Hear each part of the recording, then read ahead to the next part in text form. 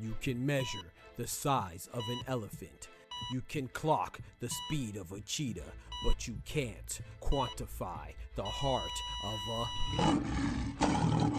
kings, queens, and in-betweens. Welcome to Dr. Boxing Talk. Stream starts now.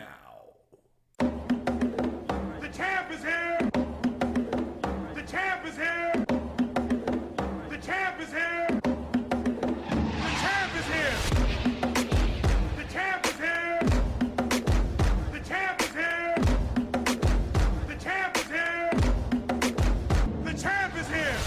If I tell you I'm good, probably you will say I'm boasting. But if I tell you I'm no good, you know I'm lying.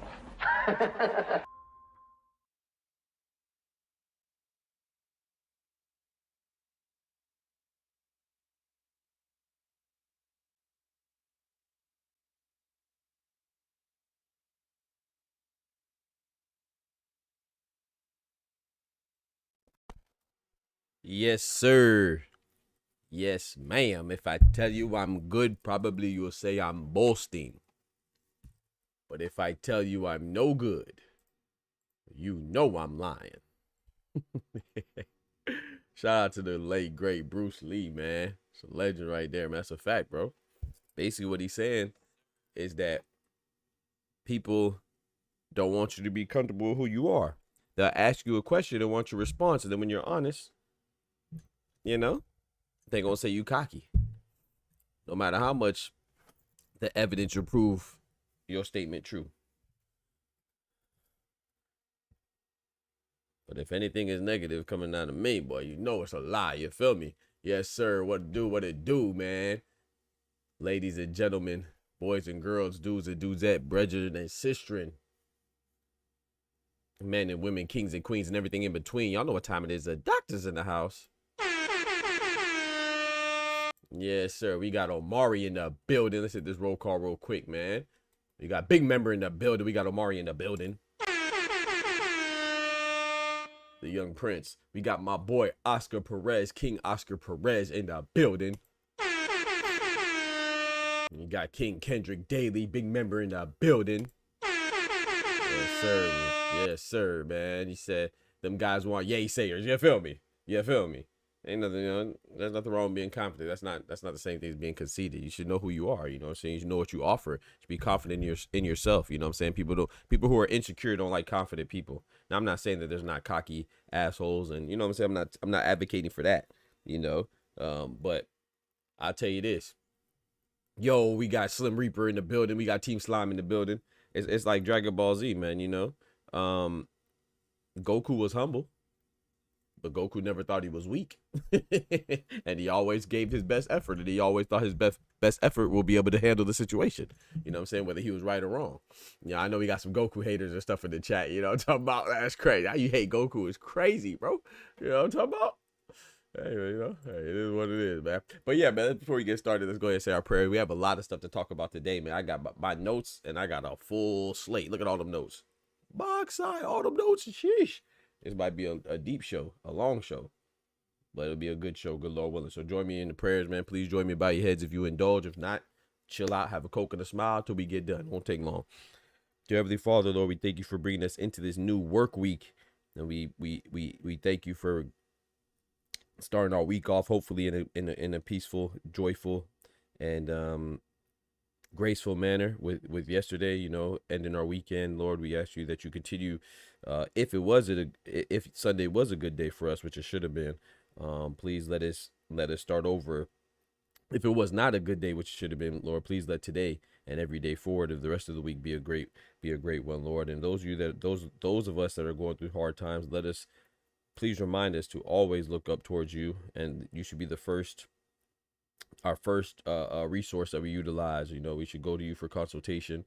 We should go to you to provide our testimony. We should go to you to ask for forgiveness. We should go to you when we're confused. We should go to you when we're lost. Always seek your advice first, Lord, and please remind us of those, because there's a lot of times.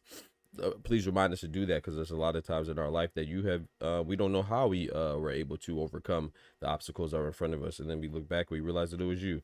So we ask you for your continuous presence in our lives. We ask you for your continuous blessings, and we ask that this week be better than the last. In Jesus' name, amen. Amen, amen. We got Boys Be Crying. What's good? We got D1.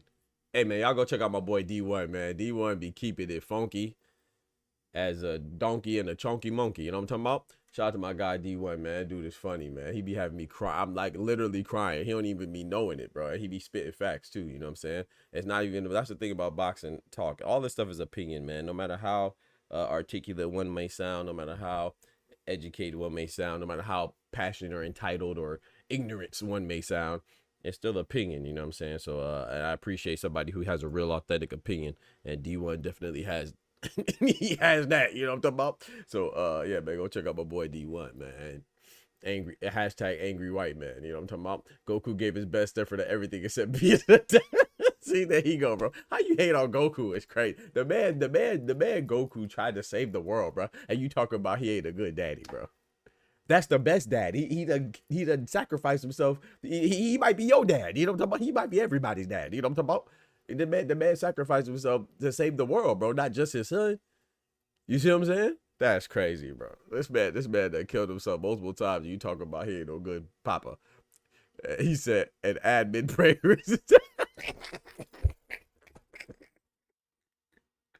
Yo, this man Kendrick got an admin prayer. See? You see? The devil is a lie. Yeah, but see? You see? God don't like ugly either. You talking all that crazy stuff. That's he got an admin prayer. It's crazy. What? Nah, that is crazy. I ain't gonna lie. But yeah, man, let's get to it, man. So it's been announced in June 27th for our brethren up north, you know what I'm saying, our Canadian brethren, you know, those that enjoy maple syrup and maple derivatives, maple products with maple derivatives.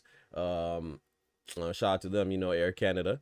June 27th in Canada, you have Christian and Billy going against Masih Sulecki. And I told you, I'm not really excited about this fight. I don't really understand how people can be excited about this fight. It's kind of difficult because if you pay attention to boxing at this channel, we talked about it, you know, Christian and Billy was in talks to fight Diego Pacheco, and those fights fell through again, right? So it might be the second or third time, you know, I don't want to exaggerate, but at least 2 times where the talks have fell through, and it's been cited from multiple sources that Diego Pacheco is the one that walked away. Now, that doesn't mean that he's ducking him or scared, but if you do it the first time, we give you a pass. The second time, I'm not gonna lie, it looks like a duck.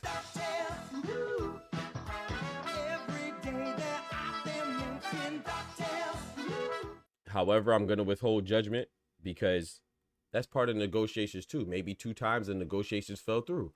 you know, and maybe because the whole part of negotiations is that one side comes with their expectations, the other side comes with their expectations, and then you hopefully find a compromise, you know. But if you can't find a compromise, then you go your separate ways. So it could have been something like that too. Maybe the split wasn't good. Was it maybe the money overall wasn't sufficient enough? I don't know, the location. There's a lot of things you could disagree on. But like I said, it looks like it's not Christian and Billy's fault. I'll say that. He said God so loves Goku. Of course, God, amen. God so loves everybody, right?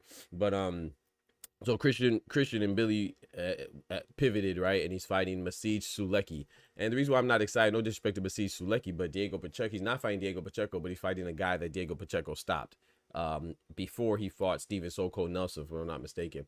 Now it looked good for Diego Pacheco because he was the first person to stop the veteran Sulecki. But now, and Billy is like, it doesn't really matter too much, but if he does get a stoppage, then that'd be good, because Christian and Billy, last time we saw him, he fought Sergey Derevyanchenko, and it did not look good, right? Now granted, he sustained a shoulder injury, but Derevyanchenko sustained a bicep injury, so they're both hobbled, and I don't know, the fight just wasn't that good, man. I expected more of Christian and Billy, but Sergey Derevyanchenko is a good fighter, but the former fighter, the age of fighter that he is now, I don't think he should have been able to hang with Christian and Billy if Christian and Billy is as good as we anticipate him to be.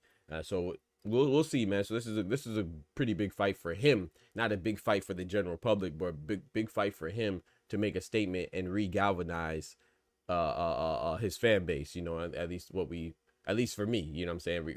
Remind me why I think that you're a good fighter. You know what I'm saying. Why I think that you're a force to be reckoned with in the super middleweight division. You know. And then moving on, there's another fight that's been targeted for the 27th again. So we got June 27th. Now we're fast forwarding to September 27th, and that'll be Eubank Jr. versus Conor Benn. How could I say this? My boy Oscar said it don't mean Pacheco's ducking, but it damn sure don't mean he ain't. That's a fact. It does not mean. Let's read that again. He spit facts right there. It does not mean he ducking. Yeah. But it damn sure don't mean he ain't. Yeah. That's a fact. But yeah, my boy preaching. But Eubank Jr. and Conor Benn, the rematch. Of course, I like boxing. That fight was a great fight.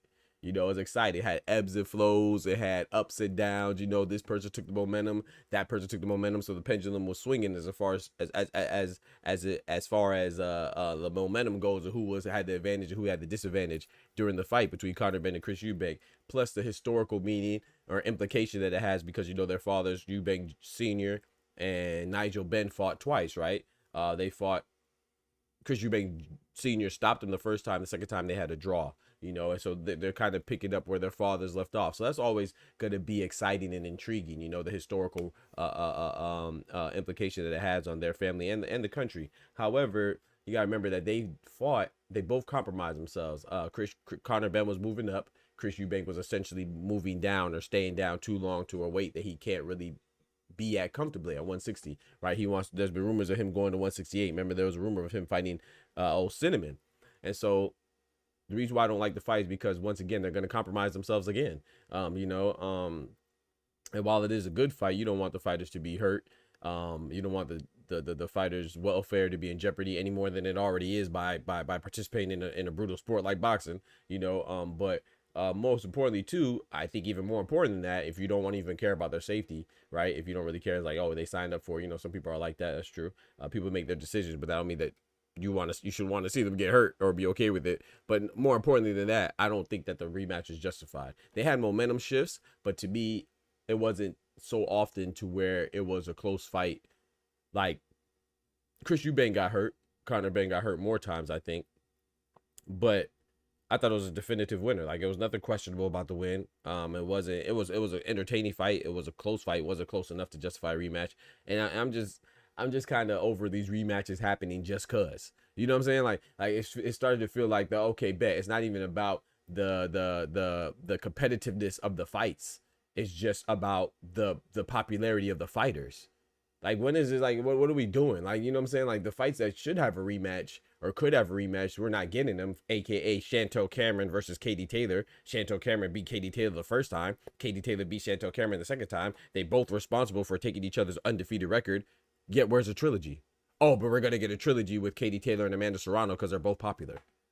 Even though Katie Taylor won both times. You see what I'm saying? It just doesn't make sense. And then people are mad that Beterbiev and Bivol are fighting 3 times when they're 1-1. Another example of boxing fans being fanatics. And when you're fanatic about something, when you're a fanatic, you're usually dumb. You're usually going off of straight emotion. You're usually acting without logic, you know what I'm saying? More feelings and less logic, you know what I'm saying? Less sensibilities about yourself. So I just think that is overall idiotic to. Now, I'm not saying that the fights aren't good. Katie Taylor and Amanda Serrano's fight is good. Don't get me wrong, but Katie Taylor's 2-0. It is what it is, no matter how close the second fight was. I thought that Amanda Serrano should have won the second fight, but she's still 0-2. You know, I think that we should be, as boxing fans, we should want Katie Taylor and Amanda Serrano. I mean, sorry, Katie Taylor and Chantel Cameron. And then like Beterbiev and Bivol, we should want that. But a lot of people don't want that, even though they're tied 1-1 and the fights were good. You know, they want to see, they want to skip those trilogies, but then you want to see rematches where the rematches of the trilogies don't make sense. Like I said, but then, you know, like I said, Chris Eubank and Conor Benn, it makes sense because their fathers fought twice. So they're going to fight twice. Like, we get it, but I just think it's unnecessary. But hey, it is what it is. And not straying too far off of the Eubank family, we have Harlem Eubank going against Jack Catterall, El Gato, right? And I think that this is, I don't really know too much about Harlem Eubank. I've seen Harlem Eubank fight a couple times, like 3 times. He's a decent fighter. I think that Jack Catterall, regardless of all that stuff, Jack Catterall has to win. Jack Catterall's coming off of a loss against Arnold Barbosa, which is not too bad.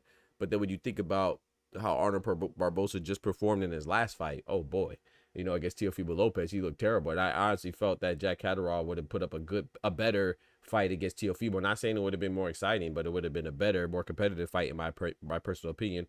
But Arnold Barbosa beat Jack Catterall fair and square, you know what I'm saying? So I actually thought Jack Catterall was going to pull it off, but he didn't. But, you know, I was disappointed in Arnold Barbosa's effort in the fight against Teofimo. It's one thing to lose, but it's another thing to not fight with urgency.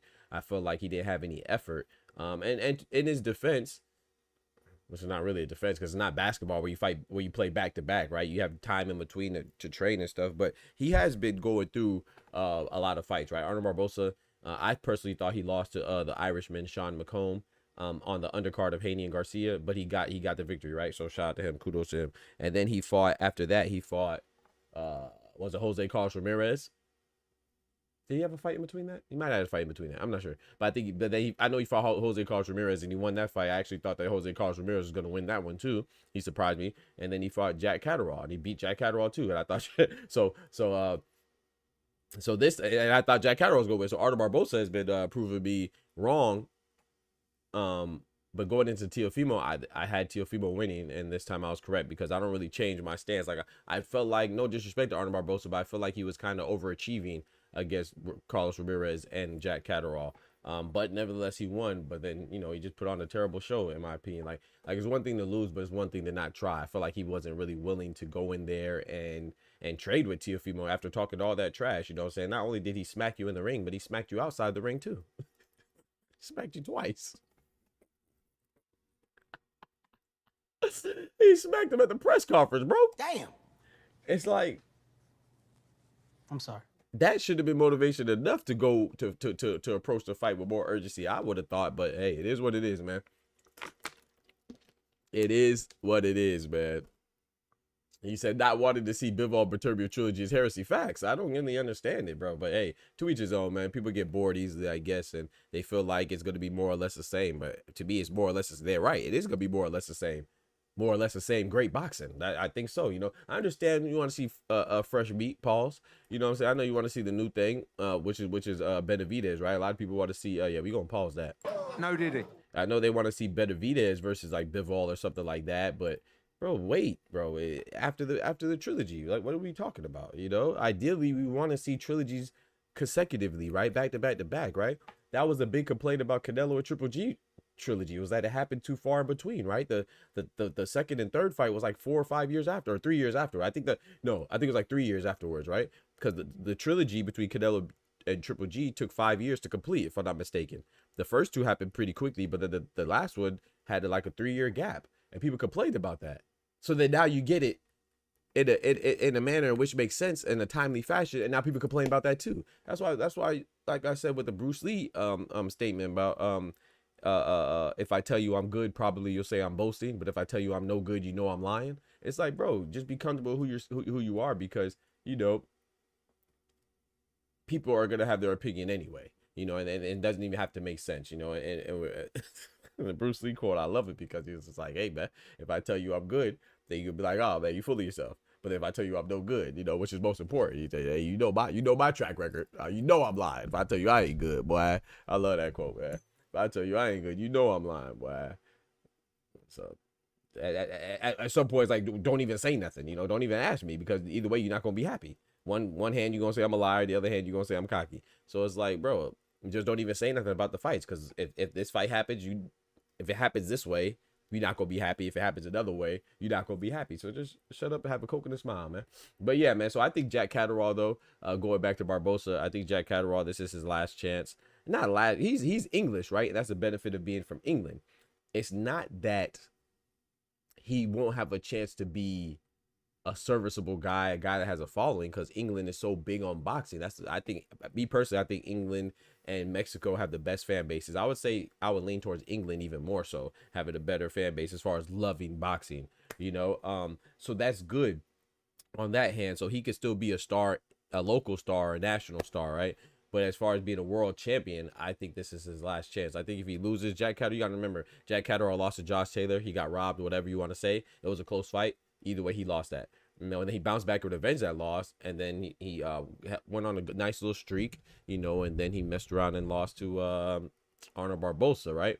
And I know that was a close fight, could have went either way, but I don't think it was that close. I think the right person won. And it's just like, now, you know, now he did beat Regis Prograis between that, but Devin Haney already got to Regis Prograis, you know. So not to mention some other fighters as well. So I just think that with this, it'll be hard to convince people that El Gato is a world championship level fighter if he loses to Harlem Eubank. But I think he can, because they're fighting at welterweight. It'll be Jack Catterall's debut at welterweight.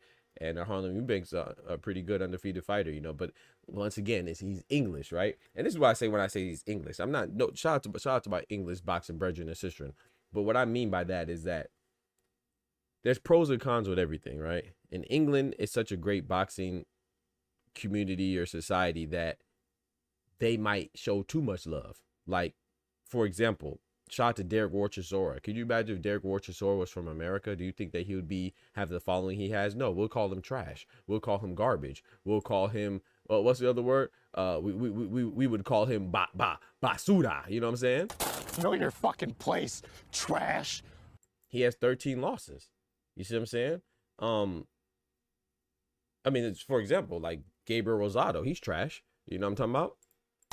Know your fucking place, trash. And as trash as Gabriel Rosado is, he was entertaining because he fought a lot of people, but he had 17 losses. You see what I'm saying? And the way he talks, like, I used to like Gabriel Rosado, but the way he talks about the Devin Haney situation, you would think that he was like some undefeated world champion. Bitch, you got beat up by everybody. They passed you around like a $2 hoe. You know what I'm saying? So I mean, I just think you should have some respect for people's careers and stuff like that, whether you like them or not. You should be able to separate it and be objective. Like, we liked you because you used to get your ass whooped willingly, repeatedly, habitually, frequently, consistently, constantly. You know what I'm saying? Any word that's synonymous with a lot. You know. So, but my point is, him and Derek Chisora are only 4 losses difference. If I'm not mistaken, Gabriel Rosado has 17 losses. Derek Chisora has 13. So my point is that Derek Chisora, he is a good fighter. But would he be as appreciated as he is in England? I think that he is fortunate to be from England, and because he's from England, it's a boxing nation. I think it's easier to become a star there because they appreciate the sport more. You know, so, and it's like they appreciate less. Like, even in Mexico, right? You have like guys like my personal favorite at cruiserweight, Zurdo Ramirez. And Jaime Munguia, guys like that too, they'll have like 40-something wins. You can't really recognize more than 4 or 5 people on their resume, but that's okay because they like boxing. They just appreciate the fact that you're getting in there and you're putting on a good show. America, in comparison, we're more harsh on our fighters. However, which is bad because we don't appreciate them. Like I said, if Terrence Crawford, who's American, undefeated in undefeated multi-division champion, undisputed in 2 weight classes, if he was from Europe, especially England, he would be appreciated more. If he was Mexican, he'll be appreciated more. If he was Japanese, he'll be appreciated more. It's just because America, we don't really like boxing like that. You know, it's not one of our first, second, third, or fourth go-to sports. You know what I'm saying? It's on the bottom of the spectrum. So naturally with that, you get less appreciation. However, the pro is that if you are recognized as a star in America, that you're pretty much bona fide and you're solidified and you're certified as a good fighter. England, not so much. Case in point, what just happened this weekend with David Allen. Knocking out Johnny Fisher. I'm talking about he knocked the Rumford Bull block off. I'm talking about, oh my goodness. He was a matador with the bull. You know when the matador puts the sword at the end? Oh, he finished the job. He put the sword in at the end. Pause. He put the sword in at the end. It's crazy. Come on, man. What are we doing, man? It's Monday, man. Chill out. No, did he? It's Monday, man. Chill out, chill out, chill out. And I'm saying this as a good thing. I'm not saying this as a disrespect. I'm saying this as good. I'm saying that you shouldn't have to be great to be appreciated. It's like in the NBA, right? You don't have to be LeBron James to be recognized as good. There's still room for guys like Mikal Bridges. You feel me? You don't have to be Steph Curry to be recognized as good. There's still good shooters like Buddy Hield. You don't have to be Jokic to be recognized as good. There's other good centers like Sabonis and Karl Anthony Towns. You see what I'm saying? You don't have to be an MVP to be considered good. But in America, if you're not an MVP, if your record isn't pristine, we don't rock with you unless you're Ryan Garcia. Ryan Garcia is he's an exception. But everybody else has to be undefeated, has to be I mean, look how we treated Gervonta Tank Davis. Let me pull out my GTD chain. Look how we treated Gervonta Tank Davis because he got a draw. He ain't even lose. Look how we treated Devin Haney and he got cheated. And he also didn't lose. There's a no contest. Look how we treated Deontay Wilder when he lost to one person, Tyson Fury. Deontay Wilder and Tyson Fury was to determine who was the best heavyweight of that current era. You could throw Anthony Joshua in there for consideration. But Deontay Wilder and and Tyson Fury fought to see who was the best. One person became the best, and Tyson Fury, and he deserves that. But then the other person was called trash? How? How is it the battle of the best and one person loses and they're trash? Know your fucking place, trash. But then that same person that's trash is good enough to elevate a guy like Joseph Parker, who has multiple losses. He lost to Dylan White, he lost to Joe Joyce, and he lost to Anthony Joshua. But then Joseph Parker, he fights Deontay Wilder, and all of a sudden he's good. But Deontay Wilder's still trash. Errol Spence, he was on the pound-for-pound list at the same time as Terrence Crawford. They fought each other, and now Errol Spence lost, and he's trash. Even though that's his only loss. You see what I'm saying? That's how harsh we are on American, as American boxing fans. You know, if this was anywhere else, they'd be appreciated for their effort. Kell Brook is still, you could still argue that Kell Brook could come out of retirement right now and still have a fan base. He done got smoked by Triple G and Errol Spence and Terrence Crawford. He could come out of retirement right now. People still will line up to see him. Sean Porter, I be seeing people call Sean Porter trash. He just got inducted into the Hall of Fame. But Sean Porter's trash because he lost to Errol Spence and Terrence Crawford. But he's a former champion and a Hall of Famer, but he's trash. Bro, you can't make this up, bro. It's American boxing fans. I mean, look at even like Caleb Plant. It's not even a complexion thing. Caleb Plant only has 2 losses to David Benavidez and Cinnamon. There's no shame in the lose to those 2 guys. If Caleb Plant was in England or Australian, if he was English or Australian, oh, they love him. Look at George Kambosos. George Kambosos still kicking. He just got knocked out by Lomachenko. He came back and beat Jake Wiley. Who the freak is that guy? And he right back in the mix. He about to get a title shot against Richard Hitchens.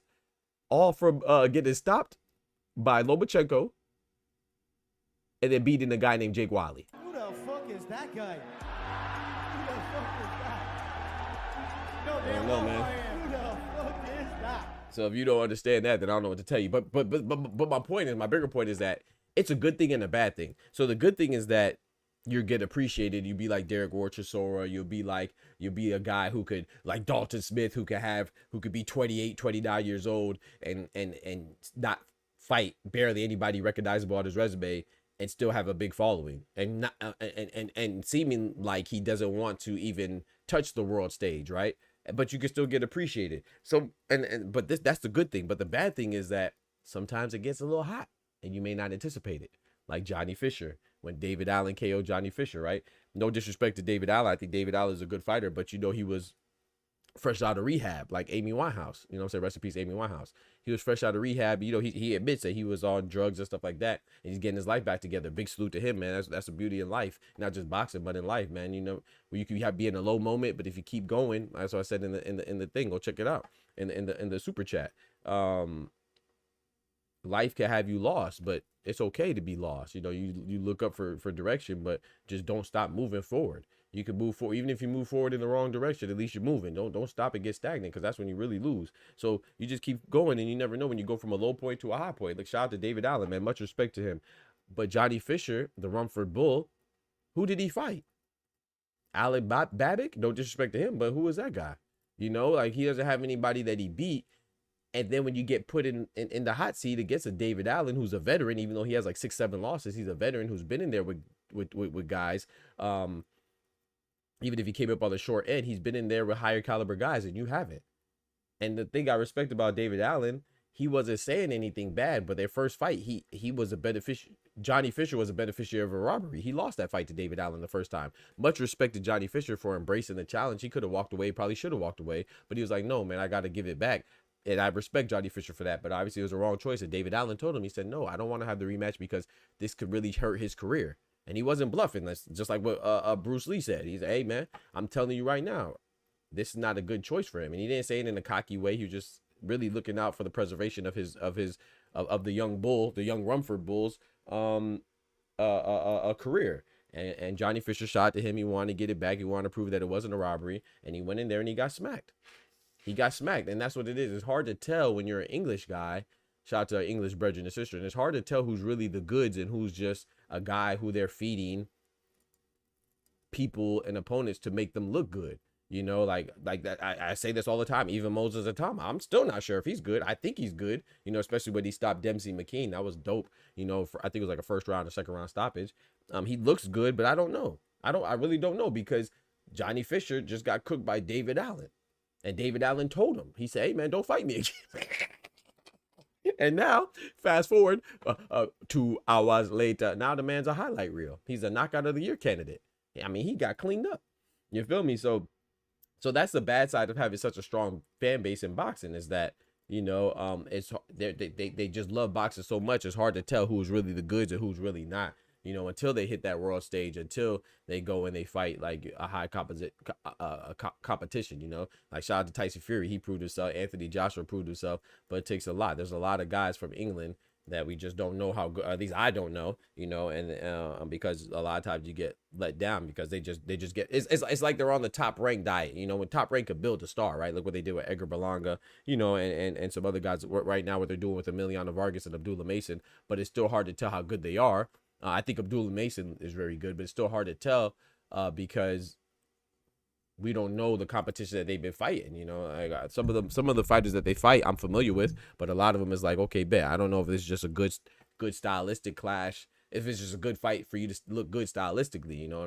And the Rumford Bull, I was watching some interviews, and he even said it himself. He was like, hey man, you know, when I fought David Allen, he said, at first I was doing good, because I think he got stopped in like the 5th round. Like, I watched that, you know, I was with my niece. She had a performance, a little dance performance at her dance studio. So that's why I wasn't live to call the fights on Saturday. I said that before, but I'm gonna say it again. So that's why I missed the fights live, but I went back and watched them, you know, my thing. And yeah, I watched some interviews, and he was like, yeah, man, at first I was boxing good, but he said, that's not who I am. I'm a guy who wants to fight. I want to meet you in the center of the ring and fight. He said, that's how I won. That's how I got where I'm at. Bitch, where you at? What do you mean that's where you got where you at? And that's the problem right there, you know, because he thinks that he could just go toe to toe because that's what he's used to, because the guys that he's been going toe to toe with ain't got no business in the ring with him. So now he has a false sense of confidence and a false sense of comfort that he thinks that, oh, he could win like that because that's how he always, which is good that he has an identity, but it's off of false pretense. You know what I'm saying? Who have you been beating? And now you fight David Allen, you think you could approach the fight the same way because that's all you're used to. You never had to adapt. You never had to adjust. You never thought, you never even considered that your power may not be that good. It's just who you're fighting. And now you get dummied up by David Allen. So there's pros and cons with everything. Can Johnny Fisher bounce back? He could bounce back in England. Can he bounce back on the world stage or have those expectations? Hell no. No, sir. And people feeling bad because he's a humble dude. He seems like a cool dude. Yeah, shout out to Johnny Fisher. He's cool. But we ain't got no room for pretenders, man. Because look how they do Devin Haney. And Devin Haney lost to a cheater. And he's an undisputed champion. People calling him for him to retire. You see what I'm saying? Johnny Fisher hasn't accomplished anything. And people are shocked that he lost to David Allen. Shocked off of what? Because he was undefeated? Undefeated against who? Undefeated against who? This probably should have happened 10 fights ago, to be honest.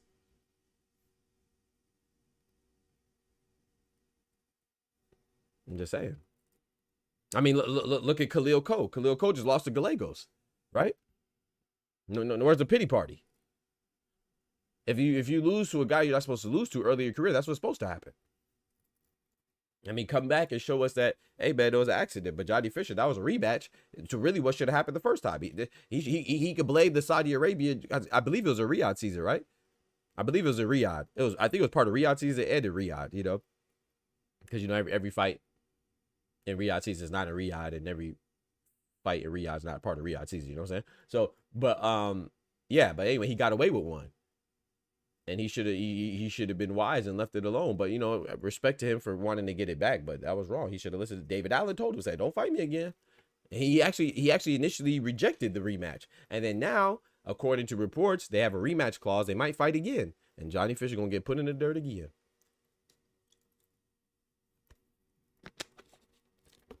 Yeah, exactly, B-Dog. Shout out to my guy, B-Dog. B-Dog said it's a good thing and a bad thing because they just blindly throw their support. Yeah, facts. They just throw their support behind anybody as long as you come from England. Like I said, it's a good thing. So that's the pros is that if you go to England, bro, you can make it and they appreciate the sport. And that's why I rock with it. But at the same time, if you talk about actually being able to determine and analyze and assess a fighter, if they're from England, it's hard.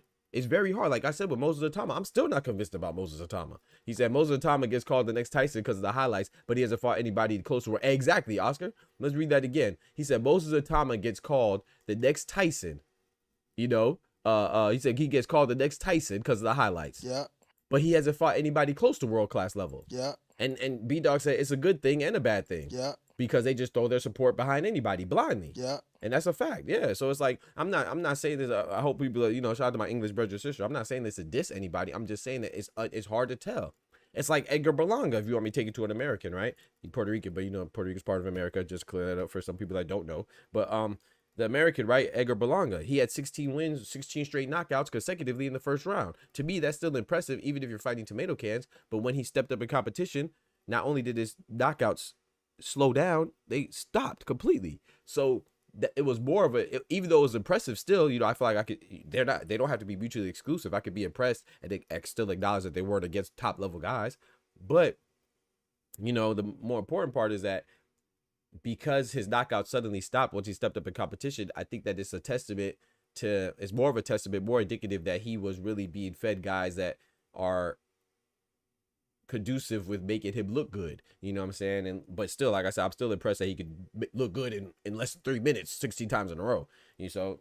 But yeah, we do this. I just think in England, our England brethren and sister, and they do this for a longer period of time, you know, with their fighters. So it's hard to tell, you know, so you may not like even the Ezra Taylor guy. The guy's 30. We talk about Tank being a 30-year-old prospect. Tank is a champion. He's been a champion, multi-division champion. Ezra Taylor, he's called a prospect. He started a little later too, but he's 30 and he's like, I don't know, like 12-0, 17-0. I don't know how much he is, but he just won against another undefeated guy. Was it Jordan Taylor, whoever he just fought, and he wants to go fight Louis Edmondson next, another undefeated guy. They're all British. I don't know how good any of them are. And look what just happened to Ben Whitaker. Ben Whitaker got the stoppage in the rematch against Liam Cameron, what Johnny Fisher thought he was gonna do, right? But that first fight, he was looking bad. Until until he took Liam Cameron over the top ropes like it was WWE. You see what I'm saying? Like, we just don't know how good they are. He going over there with that boo bop shit, you know what I'm saying? Acting like he's at Prince Nazim Ahmed, but Prince Nazim Ahmed was a champion doing that. Ben Whitaker wasn't. But I still think Ben Whitaker's good. However, I just don't know how good. I'm sorry. I'm just not convinced. And it takes me a while to be convinced about English fighters because we don't know, you know. Shout out to, speaking of the weekend too, shout out to Boachuk. Boachuk beat Fox. I thought Fox put up a pretty decent fight, but Boachuk won by unanimous decision. I forgot to say that as well this weekend, man. Yeah, so that's why I wanted to cover that part, man. And let's get into the meat and potatoes of this here talk today, man. Now Eddie Hearn is saying he don't know what to do with Fisher. Yeah, what are you supposed to do with him? Boys be crying. I can tell you what to do to convince him not to box anymore. Or convince him if he wants to box, just do it as a side gig. And it's not disrespectful, it just is what it is, man. He wasn't that good. He wasn't that good. So I mean, tell him to pull a Joshua Padley. I mean, Paddy was an electrician, but you see Joshua Padley, because he didn't have the backing, he got it out the mud. He was an electrician in boxing, and even he was still able to, I mean, he got stopped by Shakur, but he was able to beat Mark Thunder Chamberlain as an electrician. He got it out the mud. There was no backing. He just went in there and really earned what he had off of merit. A lot of these fighters, particularly English fighters, they don't earn it off of merit. They earn it off of, I don't know what it is. What's the criteria for them to get a good deal over there, you know? But it is what it is, you know. It is what it is. So we'll see how it goes. But I think he should tell him to go be an electrician like Joshua Padley, and then maybe box on the side. You feel me? That's what I think. But yeah, I mean, the man. Oh, well, he had everybody go Bosh, Bosh, Bosh, all this Bosh stuff, and you got Boshed. You know, shout out to Johnny. I know it sounds like I don't like. I actually like the Mumford Bull, but it's just annoying. The man Johnny Fisher got all types of nicknames. He got people saying Bosh, and he got, you know what I'm saying, he got washed. Bosh got washed. You know what I'm talking about? So it's like, it does get a kind of annoying because it's like they make it seem, it's funny how we're so quick to question proven guys like Tank and Shakur, and it's like it's almost encouraged to question guys that are proven, but then you question other guys that aren't proven. It's like you're crazy, you don't know boxing. Like, what has Rumford Bull done? What has he done? You know, shout out to David Allen, man. The man put your face on his draws.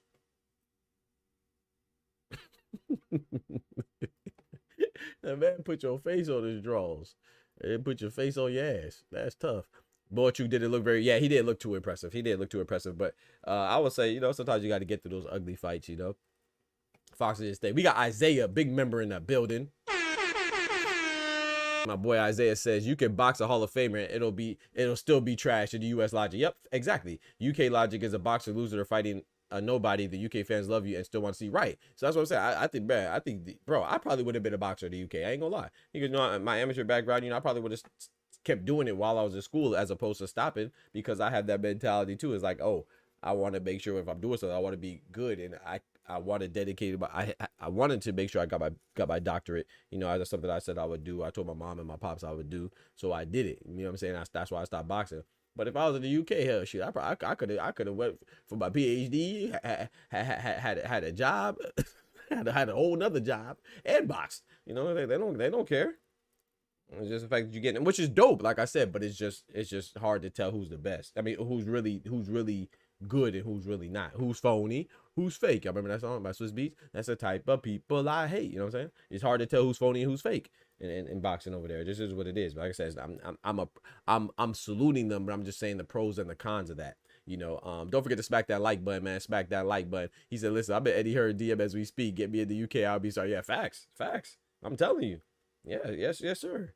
Yes, sir. I heard Golden Boy making Sims come back. Yeah, Kenneth Sims, yep.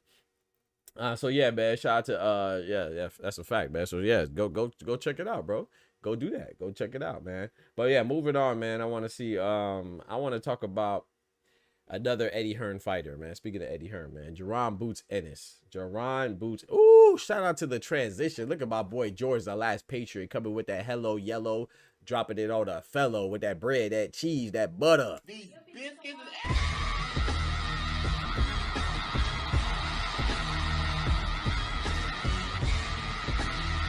Yes, sir. The hello yellow dropping the super chat on the fellow. I appreciate that, man.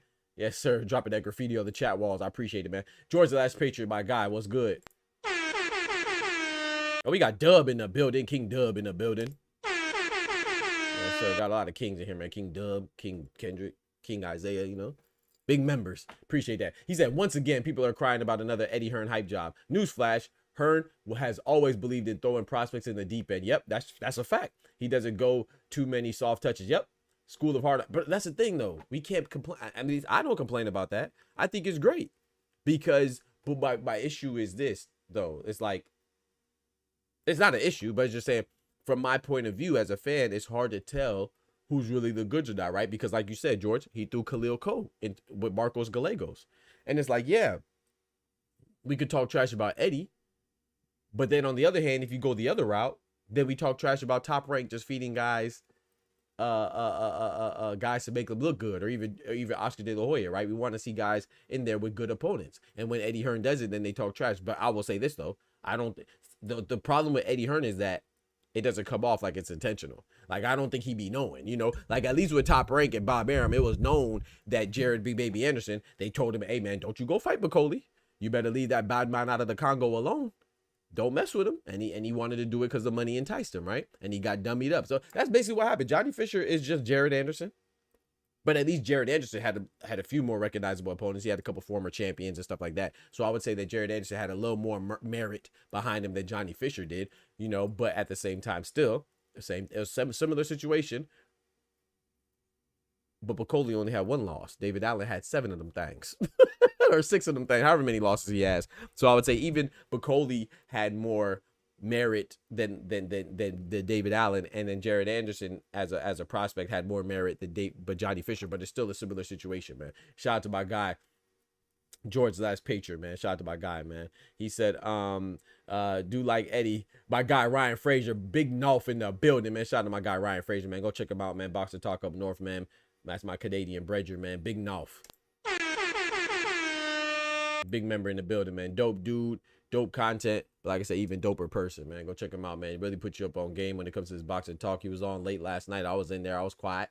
But when he left, I was talking again.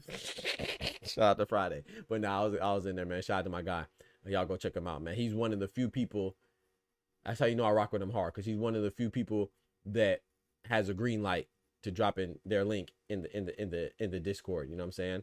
That is something that's reserved for Ryan and I don't know who else. I say 2 cents. 2 cents, Ryan and gosh dang Just Do. You know what I'm saying? Shout out to them, man. The dope people right there, man. Shout out to Ryan Frazier, Boxing Talk up north, man. Big North in the building. Yes, sir. He says, let me see what BR said now. He said, heard a go to boy making Sims come back to 140 from 147 to face Mexican Duarte. It's another setup for black boxers are sick. I don't know, because you remember BR, Kenneth Sim was supposed to fight Oscar Duarte on the Latino Nights card, and I think he got hurt or something like that. Correct me if I'm wrong. My memory serves me correctly. I don't remember if he was injured or he was sick or something. But anyway, he had to pull out. So I'm not sure. I see what you're saying, but I'm not sure if this is a setup. You think it's a setup, BR? I'm not sure, man, because yeah, like I said, Oscar Duarte and Kenneth Sims Jr. were supposed to fight before, remember, and then he pulled out. Like I said, I don't remember if he was injured or sick. Anyway, he was able to fight. And then Oscar Duarte fought the one European guy, right? So this is kind of like, I just see them as them doubling back. But yeah, you could be right. I mean, hey, I can't trust Oscar De La Hoya or Golden Shower Promotions with anything. So hey, if it's anything questionable, you know, I ain't gonna doubt it, you know. So yeah, let me know what you think about that though. But so what was I saying? Oh yeah, speaking of Eddie Hearn, shout out to my guy George the Last Patriot, man. Yeah, Eddie Hearn puts his fighters in risk. So it's a good thing or a bad thing. Like I said, the bad thing about Eddie is that it doesn't seem like he does it intentionally though. It seems like when Eddie Hearn and one of his prospects take an L, it seems like he's surprised, they surprised, everybody's surprised. That's one thing I would say about Eddie Hearn. I think Eddie Hearn is the best promoter, right? From a promotion standpoint and getting his fighters out there and stuff like that. But as far as matchmaking, I don't think he's the best. I think Frank Warren might be the best. And he proved that, right? In the 5v5, right? The 5v5, Eddie Hearn went 0-5. Frank Warren, Queensberry versus Matchroom, went 5-0. So I think that I don't have a problem with it. You know, some people do, but I don't have a problem with it. But I don't think he's the best at matchmaking. I ain't gonna lie. So it would be different if he's like, oh yeah, man, it's going to be a tough fight. And he knows that, but I don't think he anticipated Johnny Fisher to have trouble with David Allen. I ain't gonna lie. I could be wrong, but I don't think so. But yeah, we'll see if they have a rematch, a trilogy. I don't think they should have a trilogy. I think Johnny Fisher should move on. But according to Eddie, and once again, David Allen has said that again. He said, I didn't want this rematch, and I don't want a trilogy. But Eddie Hearn came out and said that there is a rematch clause, so they might have a tune-up and then fight again. But I don't think they should do that. Sometimes you got to save the fighter, even if that means save them from themselves. Johnny Fisher, leave David Allen alone. All right, so let's keep it going, man. But speaking of Eddie Hearn, shout out to my guy George the Last Patriot. Speaking of Eddie Hearn, man, so Eddie Hearn's fighter Jaron Boots Ennis is talking about. Eddie Hearn is saying he wants Jaron Boots Ennis to go against Teofimo Lopez, right? And that's really what Turki Alalshikh wants. And usually what Turki Alalshikh wants, he gets, unless there's a change of heart, right? And I'm gonna say this is a two-sided sword, right? It's a double-sided sword. Of course, I wouldn't mind Boots fighting Teo. You know, objectively speaking, Teo is a good fighter. I don't like him. I want to see him get put in the dirt. I ain't gonna lie. Not just metaphorically. I don't like anything he stands for. I think I think anybody that uses the internet to get off their true feelings, whether trolling or not, I'm gonna take you seriously. And I think that you soft, you know. I think that you're trying to play somehow be the bully and the victim, you know what I'm saying? But anyway, so I don't really rock with Teofimo, but at the same time, he is a good fighter, and if Boots and Teo want to fight, that's cool. Do I think Teo really wants to fight Boots? I don't think so. I think he's just a clown that bluffs a lot, you know. But we'll see if that fight happens, and people want to see it. But then when Boots beats him, they're just gonna say he's a weight bully. I don't really understand why people want to see Boots and Teo, because as soon as the outcome that we anticipate to happens, we're going to say, oh, well, this doesn't mean anything for Boots because Boots was fighting a smaller guy and Teo was just trying to be whatever. I don't know what they're gonna say about Tio. It's like an okay loss for him. Like, you know, he's gonna be excused for that loss, right? Because he wasn't expected to win anyway. And that from that perspective, you know, from that perspective, I feel like that's what everybody's gonna say. Boots is not gonna get the credit. However, it's a big money fight. I think it'll be a big money fight. I think Oscar will promote it. I think Eddie Hearn will promote it well. I don't know how well it'll be promoted on Tio's side, but people apparently like to hear that dummy talk. You know, they like to hear ignorance, and he's an ignorant son of a bitch. So, so I think the promotion will be good on that side, and I think it'll be a good fight. But I just don't think it'll mean anything as far as Boots' career goes. But at least for his, historically speaking, when you look back at Boots' career, you'd be like, okay, bet he beat a former lineal champion, unified champion, Teofimo. So it'll look good that way. But I'm talking about like in the immediate court of public opinion, it won't look good, you know. But I think it's good. I think it's a good historical fight, but people won't give him credit. The same people saying they want to see that fight are the same people that won't give him any credit at all. So from that perspective, I don't really understand it. But I think it's a good fight. And then you got people like what's his name? You got people like what's my boy's name? Oh shoot. What's my boy's name? You got people like Tim Bradley saying that Teofimo would win. So I do think that it's a good fight, but I'm saying the optics of it, people were already called Jaron Ennis a weight bully when he fought Stanionis and fought other welterweight guys at 147. So what do you think they're gonna call him if he fights a guy coming up from 140? You know? So I don't think people will appreciate the win, but I think it's a good fight. And especially when you consider that the other champions are occupied. Brian Norman is fighting Jin Sasaki in Japan. Mario Barrios is fighting Manny Pacquiao, who should have stayed in the Philippines. You know what I'm saying? So you got Brian Norman going to Asia. And then you got Barrios fighting the guy who should have stayed in Asia. You know what I'm saying? Because shout out to my guy Manny Pacquiao, man. But Manny Pacquiao got to leave the fighting alone, man. I think Barrios going to beat him. But if Pacquiao wins, salute to Manny Pacquiao, man. Shout out to that. He's a boxing legend, you know. But he's 46 years old. I just don't see him beating Mario Barrios, man. And that's sad because I think there's no way that Mario Barrios should be able to even challenge Manny Pacquiao if he was close to his prime. But yeah, Boots has some options, right? Eddie Hearn still talk about him going to 154. He could fight Teofimo. He could fight he could try to fight the winner of Barrios and Pacquiao. He could fight the winner of Brian Norman and Jin Sasaki. You know, so like I said, he has some options there. He could fight the newly crowned belt holder Rolly Romero at 147, even Devin Haney. So he has some options. I think Teofimo is the best option. He said Eddie is the king of rematch clauses. I'm telling you, Kendrick. I'm telling you, he said Shakram somewhere punching there. He could fight Shakram too. Shakram, who's his mandatory. I'm not gonna lie, man, Kendrick. I ain't gonna lie. I'll be honest. I'm not sure if Shakram punched it. Like sometimes you want that belt, but I think you would have much rather to fight Stanionis. I'm saying that. I'm projecting what I think it is. I don't know if that's true. Not necessarily for me, because I think that if you have a title opportunity, you take the title opportunity. But I'm going off of what I see. I'm not sure anybody in the welterweight division is too excited to fight Boots.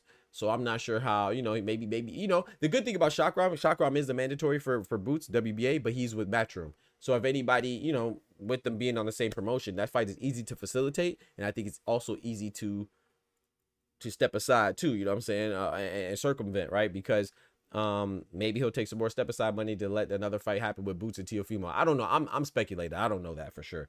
But yeah, he could fight his WBA mandatory. You're right about that, Kendrick. So we'll see how that goes, man. We'll see how that goes. But the thing about that is, for me, is this. I'm also hearing some things about Boots not being motivated to fight Teofimo. Yo, shout out to Legacy, my guy. What's good, brethren? I'm tired of hearing that, bro. I'm not gonna lie, bro. That motivated stuff is really getting on my nerves from Boots' camp. What? The man said, this is what Eddie Hearn said that Boots said, and Boots has said this before. This is why I believe Eddie. I'm not saying he's the most trustworthy, but I do believe him in this regard, because we've heard Boots say this before. Oh, I'm not motivated. You know, I already beat this guy. I'm not motivated. Your belt was on the line against Karen. I understand that you want to fight somebody else because you already beat me, not as motivated. I get that. Duh. I understand. I'm not saying that that's what's the word I'm looking for? I'm not saying that that's not It doesn't make sense. I'm not saying that it's not understandable. I don't know why I couldn't think of understandable. I'm not saying it's not understandable to be more motivated for other fights than others. There's some fights than others. However, your belt was on the line against Karen. I don't care if you had to fight Karen 3 times, 4 times. That's a fight that you had to do as a mandatory. It wasn't like you just picked him or whatever, you know. And then David Avenesian, I get that was a late replacement because Cody Crowley was another mandatory. So I get that. However, you should find enough motivation to put on for your fans to raise your profile. You're an up and coming star, right? So that should be motivation enough. You shouldn't have to fight Terrence Crawford to be motivated. You shouldn't have to fight a legend to be motivated. You should have to fight another belt holder to be motivated. Teofimo is a bigger star than you. And the fact that you can get to the money, that's not motivation enough? Aren't you a prize fighter? And shout out to Brian Norman. That's a good fight. But Brian Norman and Boots don't make more than Teofimo and Boots. Barrios and Boots don't make more than Teofimo and Boots. So if you can't get motivated for Teofimo, that's a problem. And that's the thing that's annoying. I'm just kind of that gets kind of old. Yo, shout out to my guy Cito. It gets kind of Omar Williams was good. It gets kind of old to say that he's not motivated. Like that's I don't even know what's the point of saying that. But yeah, man. But there's some people that pick him that pick Teofimo to win. But I will say this, so you got to remember that Tim Bradley, I think Tim Bradley's silly for that, but he could be right? He's a former fighter. Whether you like him or not, as far as his commentary or his analysis, or his assessments that he makes, I think he's wrong as hell with Boots and Teo. But he's a former fighter. He's been around the game. I think he's in the Hall of Fame on 2 sides, right? I think he's in the Hall of Fame. Don't quote me. I think he's on the Hall of Fame, obviously as a fighter, but also as a contributor as well, as a writer. I think so. I know he was honored with some type of writing award before. So, you know, maybe he's right, you know. But what I think is the case is that you got to remember Tim Bradley's a company man. And I know Top Rank is leaving ESPN, but they ain't left yet, bitch. They still with ESPN. And Teofimo's still with Top Rank. I know they may not be moving forward amicably, but he's still with them, right? Tim Bradley's a company man, so it makes sense that he picks Teofimo. That's the way I see it. That's the only explanation I have, because there's no way you could look at Boots and even call him a weight bully and then tell me that same weight bully who's a unified champion is going to lose to Teofimo Lopez. You know, Teofimo Lopez is a good fighter, but come on now. He said Teo is a bigger star than Boots. Debatable. I didn't say he's a bigger star than Boots. Did I say that? I did say that. Yeah, I think he is a bigger star than Boots. Sorry. My bad. I read I read Boots, but in my mind I read Norman. Yeah, he's a bigger star than Norman. He's I think he's a bigger star than Norman. I was talking about when Boots and Norman were fighting, and Boots and Barrios. I think he's a big. I think out of Boots, Barrios, Norman, and Teo, I think Teo's a bigger star. Yeah, absolutely. I think so. I think it is debatable though. I think Boots and Teo is debatable. I agree with that. I think it's debatable, but I think Teo's a bigger star. I think Teo's more recognizable than Jaron Boots Ennis. That's what I mean. So yeah, definitely. No, definitely. When's the last time you seen? Like, let's just look at it, right? Let's look at it, right? Now, if you talk about selling and stadiums and stuff like that, it's kind of hard to tell because obviously Teo was in New York his last fight. And he was not even the headline, you know, so that was kind of disrespectful. He was in New York, but he was the 3rd fight, right? He wasn't the headline over Devin Haney or Ryan, but those guys are bigger stars than Teo, right? So that's kind of different. And on the flip side, we've seen Boots do very well in Philly and Atlantic City, right? But that's kind of close to his area. I've never really seen Boots. Has Boots ever headlined outside of his region? I don't think so. I think he's always been in the Northeast when he headlined twice, right? And then another time he had Bam on it. Yeah, I would say Teo definitely more recognized, but looking like even on like interviews and stuff, right? Teo was on that what a call, right? What's them 2 corny motherfuckers? Cam and Mace. He was on the It Is What It Is podcast, right? We haven't seen Boots on like any big interviews like that. So yeah, I would say Teo's a bigger star, and he's on ESPN, so he was more noticeable. He fought Lomachenko. Boots doesn't have a Lomachenko on his resume recognized. Yeah, I would definitely say. No. I meant Boots too, Kendrick. You're right. In my mind, I meant Norman, but I said Boots. But no, I stand on the Boots as well. I think Teo's a bigger star. Yeah, no, Boots has never headlined outside of his region. Yeah. So I would say Teo's a bigger star. But I think you're right. I think it is debatable. On the positive end, a lot of Eddie Hearn's failed prospects become his rookie killers. Example, Josh Kelly. Yeah, facts. Yeah, I definitely I meant Norman, but I stand on that too. You made me think about it, Kendra. I would say out of the 4, I would say out of Barrios, Tio, Boots, and Norman, I would say Tio is a. Yeah, what do y'all think?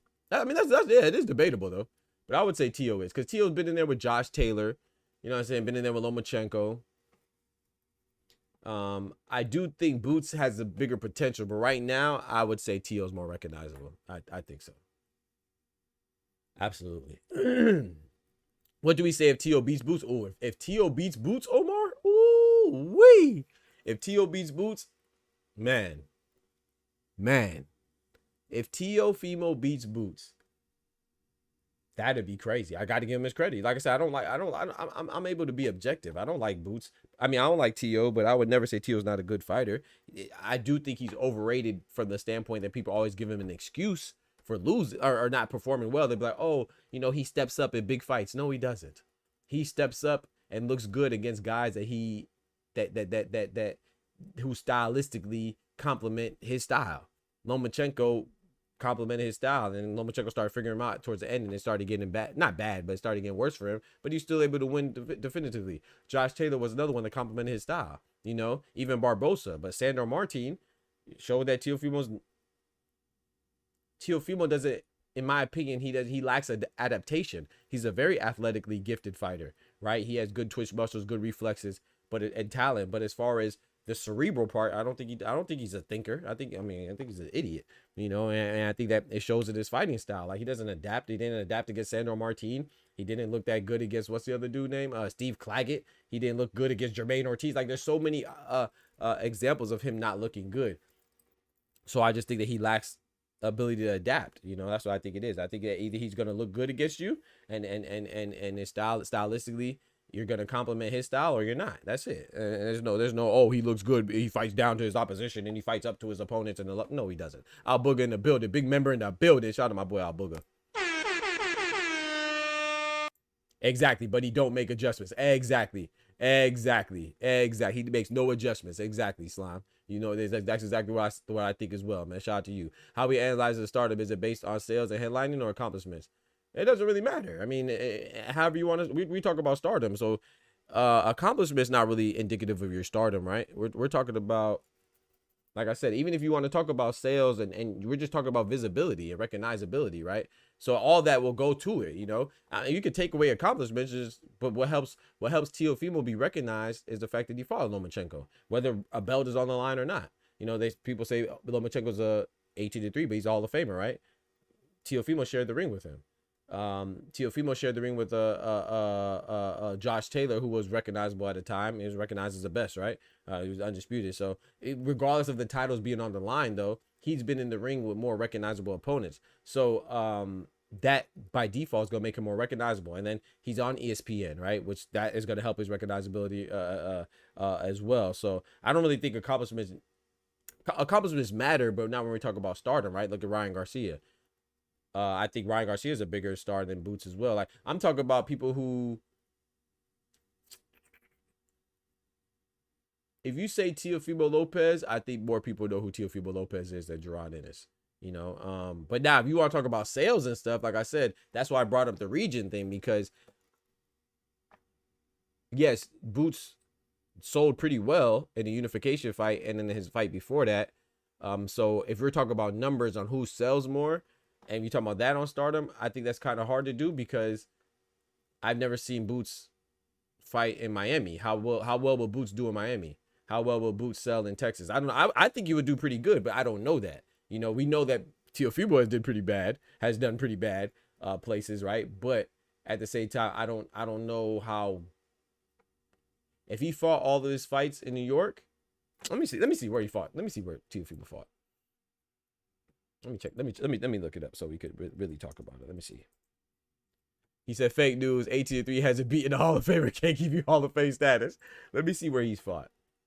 Cause I know he fights in Miami and New York, but you know, let's see. Cause he headlined in Vegas. Yeah, right. Jermaine Ortiz was in Vegas, right? Steve Claggett was in Miami. Arnold Barbosa, he wasn't a headline there, but he was in New York. Josh Taylor was in Madison Square Garden, right? Sandor Martin was in New York. Yeah, see Pedro. I don't know. Was Pedro Campa a headline? I don't know if that was a headline. Do y'all remember?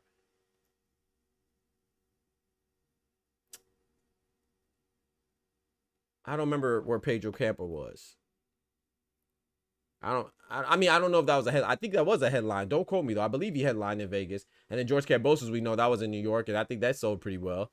That was against George Kambosos. I forgot about Kambosos too. You know, Kambosos, Lebochenko, and Josh Taylor. Like, I think he's just more recognizable as a name. That's what I'm saying. I don't know who sells more. That's why I think it is debatable. But Boots is still I think Boots is still local, right? But he got a hell of a local following, right? That was a small room in Minnesota Square. Yeah, it probably was. It probably was a small room, but still, I don't think.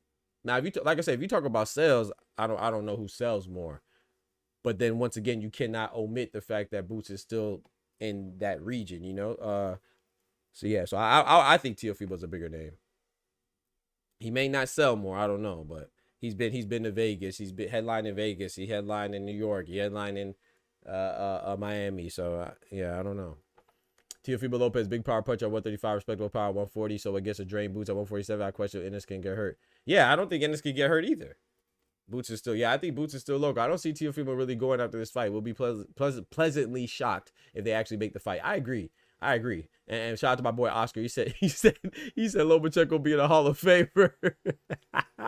He said Lomachenko being a Hall of Famer is fake news. Hold on, I got you, bro. If you out here getting fake vagina over your fake jury, reality is reality.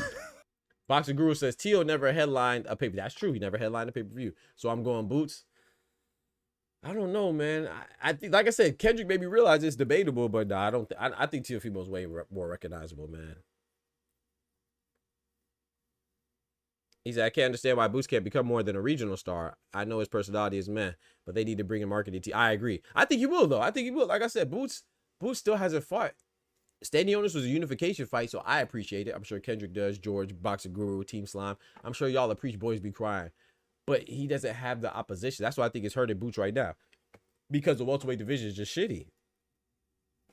Excuse me. It is what it is. It's just not a good division. So he doesn't have the recognizable names. Like, I think Stanionis is a good name, but how many people knew the Lithuanian champion, even though he was undefeated? Not too many people knew Imantas Stanionis, the Lithuanian WBA champion. So I just think it's a recognizability thing. I don't think it's that, oh, it's a capacity thing, like Boots can't become a star. I think he's on his way. But I think he needs a guy like a Ryan Garcia, like a Teofimo Lopez. If he beats Teofimo Lopez, then I think that's what I'm saying. I think that's a good fight. I think that will boost his stardom, boost his profile. So, that's how we got on this conversation, right? Is the fact that I don't understand how Boots is saying he's not motivated. You should definitely be motivated to fight Teo. Absolutely, because I think that Teofimo is a more recognizable star. I think now, like I said, if you want to debate who sells more pay-per-view and stuff like that, Teo's never been on pay-per-view. Boots, how much was Boots versus damn, I don't remember. Was Boots in? How much was Boots in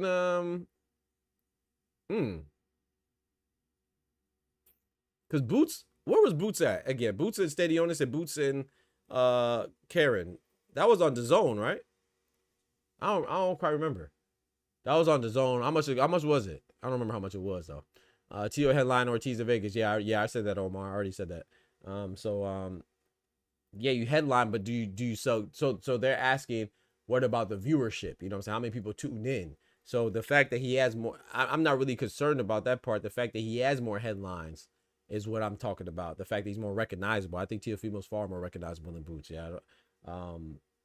That's why I think that Boots should be motivated to fight Teo. But the crazy thing is, it still might not happen like Albuga said. I don't think Teo wants to fight Boots. I think he's just bluffing and clout chasing.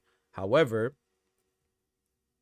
he has another problem on his hands because Devin Haney also wants to fight him, right? Devin Haney has put in a little favor for Turki Alalshikh, and rumors are that Turki Alalshikh could be entertaining Teofimo versus Devin Haney, which that's a fight that makes more sense. Based off Devin Haney's last performance against Jose Carlos Ramirez, are people going to be as excited to see that fight?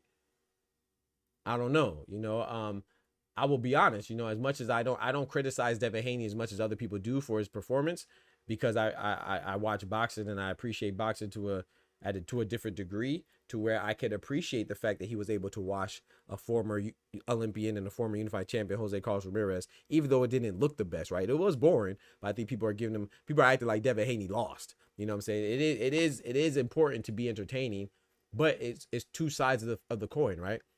Devin Haney and Jose Carlos Ramirez are responsible for the fight not looking good. Just like William Skull and Canelo are responsible for the fight not being good. So which we're gonna get into a little later. But Devin Haney wants to fight Teofimo. I still like that fight. I think that makes more sense as they both coming from 140, than Teofimo and Boots. But I'd rather see Boots and Teofimo. I'm not gonna lie. I don't like that fight. I actually think Teo would get Devin. Yeah. Ryan better stay away from Boots. Yeah, Ryan better stay away from Boots as well. Boots cooks Teo's bouts. Boots cooks Teo. Boots in 2 rounds. I agree, George. I agree. I think that Boots cooks Teo as well. And that's a fight I'd rather see. But to me, Devin Haney and Teo, just the history, the fact that they're coming from around the same weight division, I think that makes more sense historically. And I'd rather see Boots versus Teo from an excitement standpoint, but intrigued, I'm more intrigued in Devin Haney and Teo because I feel like I know what's going to happen with Boots and Teo, even though we're not sure, right? That's why they fight. They don't fight in our heads. They fight in the ring. But I feel like I'm more positive what's going to happen with Boots and Teo. Devin Haney and Teo, I'm not sure what's going to happen. You know what I'm saying? I mean, Teo, I agree with Al Booker. Teo could get him, but Devin Haney could get him too. And this could really, if Devin Haney beats Teo, I don't care how he beats him. Can't nobody say nothing. But if Teo beats Devin, then can't nobody say nothing either. You know what I'm saying? So I think that fight is more intriguing, and we'll see if it happens. But I've been hearing some things that Haney Teo would be a snoozer. And that's the thing. That's why it's intriguing, because it might be a terrible fight. Right? It might be Jermaine Ortiz and Teo all over again, because we know Teo can't cut off the ring. So, and if Devin Haney wants to do the Jermaine Ortiz tactics, which some could argue that's what he did against Jose Carlos Ramirez, I slightly disagree. I think he threw more punches than Jermaine Ortiz did, but it was close. It was very close to looking the same. So yeah, it could potentially be a snoozer. But I still think it's more intriguing because I think it has the potential to be more competitive as far as their backgrounds, where they come from, being comparable size and stuff like that, or closer, both coming from 140. But Boots, I think Boots, I'm not going to say there's no way Teo beats Boots, because everybody has a puncher's chance, and he's a good fighter, but I don't think he beats Boots. But we'll see though, man. Yeah, either way it goes, I'm cool with it. He said, I give Teo 3 rounds.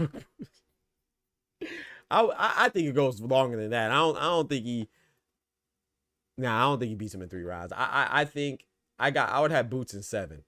If we give Teofimo the benefit of the doubt, how would Teofimo win? My first thought was him being on the back foot, but Boots ain't stupid. I can't see another way that he wins. I can't. He said, I give Teo 3 rounds, but Boots way too big, too strong, and too aggressive, and Teo ain't punching at 140. Yeah, exactly. That's about that part. He's not even punching at 140. How you gonna punch at 147? But we'll see though. You never know, man. You never know. I don't care if his name Teo, his astrology Leo, or he kisses Subriel Teo. It's crazy. Not Subriel's Teo, not his uncle. He said, I don't care if his name is Teo, his astrology a Leo, or he be kissing Subriel's uncle Teo. Subriel Teo. Boots at 5. Shout out to my guy, man, dropping that bread, that cheese, that butter.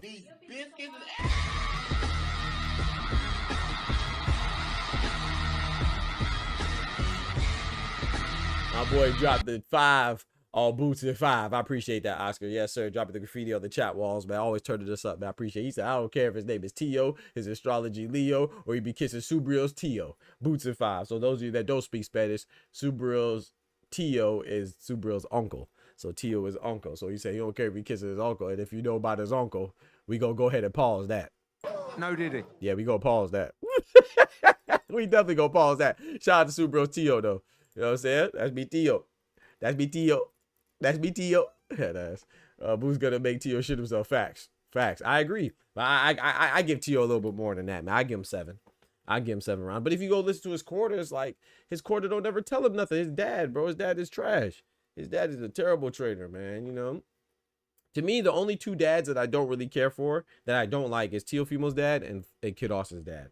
Floyd Schofield Sr. and Teofimo Sr. Those guys they're both terrible. Know your fucking place, trash.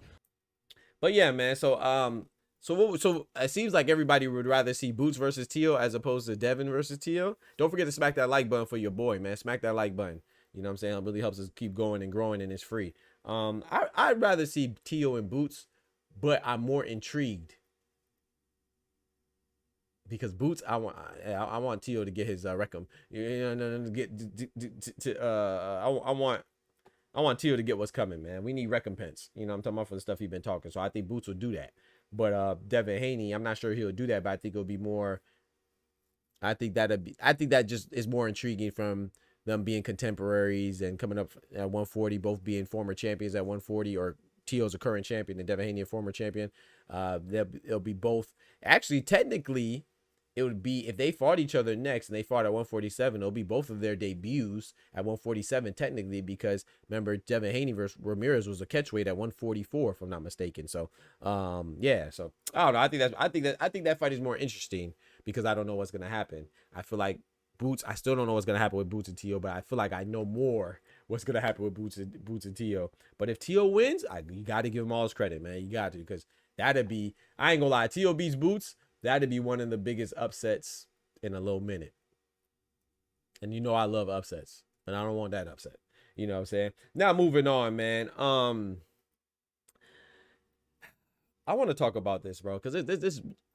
Let me go use the bathroom real quick. I'll be right back. Y'all, let me run this ad real quick. I'm gonna use the bathroom. Don't forget to smack that like button, y'all. I'll be right back.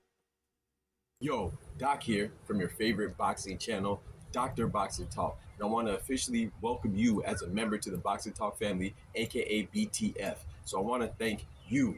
Your support is greatly appreciated, and this channel is nothing without you. So what do you get?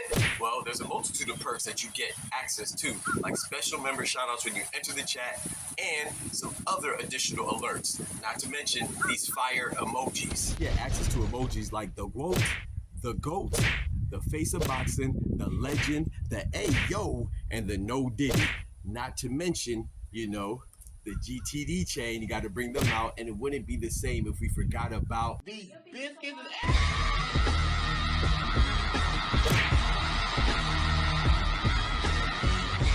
and so many more.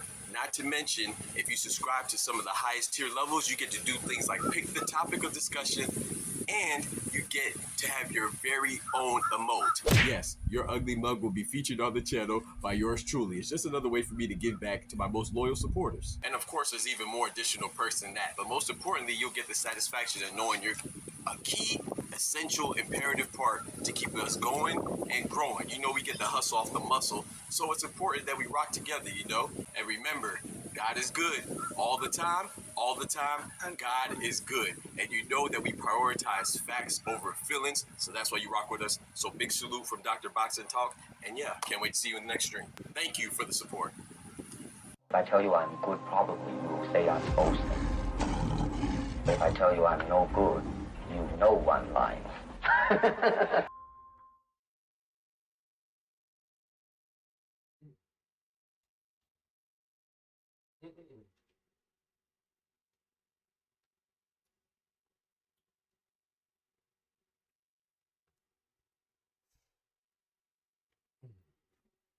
Whew. All right. What I was saying.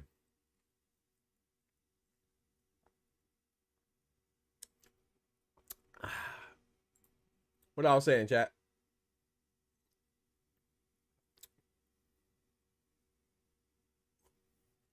Oh yeah. I remember. Don't forget to smack that like button, you feel me? Appreciate it. Smack the likes. Get them likes up. Let's get them likes up. But switching gears though. That's a good question though, Kendrick. I think that is debatable between Boots and Tio, but I would remain with Tio. That was a good point.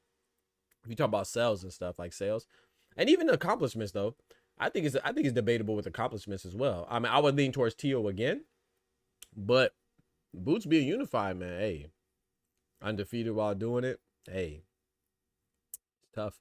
Shout out to my guy George, the last Patriot, dropping that bread, that cheese, that butter. Wrong one. These biscuits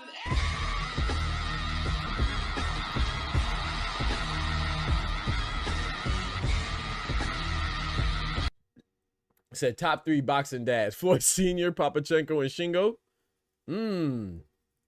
That's a good one. That's debatable. Floyd Mayweather, CC. I gotta throw rest in peace Roger Mayweather. I gotta throw him in there as well. I put them as a group, but I know he's an uncle. But and then Robert Garcia, you could argue with Mikey Garcia. I know that's a brother. but you know he's his brother, not his dad. But okay, so let's just keep it dads. Okay, Floyd Mayweather Sr., Shingo Inoue, Papachenko. I mean, that's a good list. That's a good list, George. Hey, that's a good list. I'm thinking like the reason why I'm thinking about it because remember we got Kenny Porter, Sean Porter's dad. We got Angel Garcia, Danny Garcia's dad. Yeah, I probably put Shingo Inoue, Papachenko, Floyd Sr. over them. I don't know, man. Because if we talk about ranking, like to rank their sons, because of course you could put Trill Bill in there. You know, I know people don't like Trill Bill, but he did a hell of a job with Devin Haney. It depends on what you're saying. For me, my favorite, I would say Floyd Sr., Angel Garcia, and probably Kenny Porter, or Bill Haney, or hey, Fernando Vargas doing this thing too with his sons. John, I ain't gonna lie, you know I like Tyson Fury now. I might have to put John Fury in there, chat. I might have to put that boy John Fury in there, chat. If we just talk, that's what I'm saying. If we talk about like personalities and who I like, that'd be a different list than who I think are the best. You see what I'm saying? It's like my favorite basketball player is Ray Allen. I would never say Ray Allen is the best. It's Michael Jordan or LeBron. But my favorite is Ray Allen. But nah, that's a good list. Top 3 boxers. That's Floyd Sr., Papachenko, Shingo Inoue. Hey, and Shingo Inoue got Takuma Inoue, Nai Inoue. He got his nephew, right? Which is their cousin, Koki Inoue. A lot of people don't talk about Koki Inoue. Black Escalade says, "Yo, I just got my hair done 2 days ago." Head ass. Where them GTD chains at, man? Pull out them GTD chains, man. I just got my hair done 2 days ago. 3-0 in undisputed fights. Talk to him. Yeah, man. Hey, that's a good list though, George. I can't argue with that one, man. That's a great list. But I was talking about, man, speaking of arguing. Thank you, George, for dropping the graffiti on the chat walls, man. Shout out to y'all, man. I always get love, man. Let's go, man. Turn us up on the we 3 out of 10. We need 7 more for the goal. Let's turn up on the goal, man. 7 more super chats for the goal. Let's get right. But speaking of arguments, right? Cinnamon versus Bud. Saul Canelo Alvarez versus Terrence Crawford. According to Turki Alalshikh, the new promoter is not going to be Dana White. The promoter for that fight is going to be a new promoter named Selah, who's a Saudi-based promoter. I don't know if it's a person or a group or organization or entity. You know what I'm saying? I think it's a group of people, or like, you know, but I'm not sure. But anyway, Selah is a Saudi-based promoter, and instead of it won't be Dana White. And I see a lot of people upset. And this is what I do not understand. Why are you mad who the promoter is? You dumbass. Why do you care who the promoter is? Why are you outraged and complaining and so disappointed in who the promoter is? So it's so funny because I've seen people say, "Oh, well, it's not Dana White." So what? I've to this day, whether you are a fan or a commentator or an analyst or a naysayer or you work for Ring Magazine, I have not seen anybody say why they're mad on who the promoter is. So basically, if you can't articulate why you're upset who the promoter is or who it's not, then I need you to Shut up, bitch. So I'm really confused. That's why it's like you cannot listen to people because people just like to complain about anything. So they know that it was going to be Dana White initially, and then now it's not Dana White anymore. People are complaining, but I have not seen anybody tell me why. I have not seen anybody express why it's a problem that is a different promoter. What if it was Eddie Hearn? What if it was Frank Warren?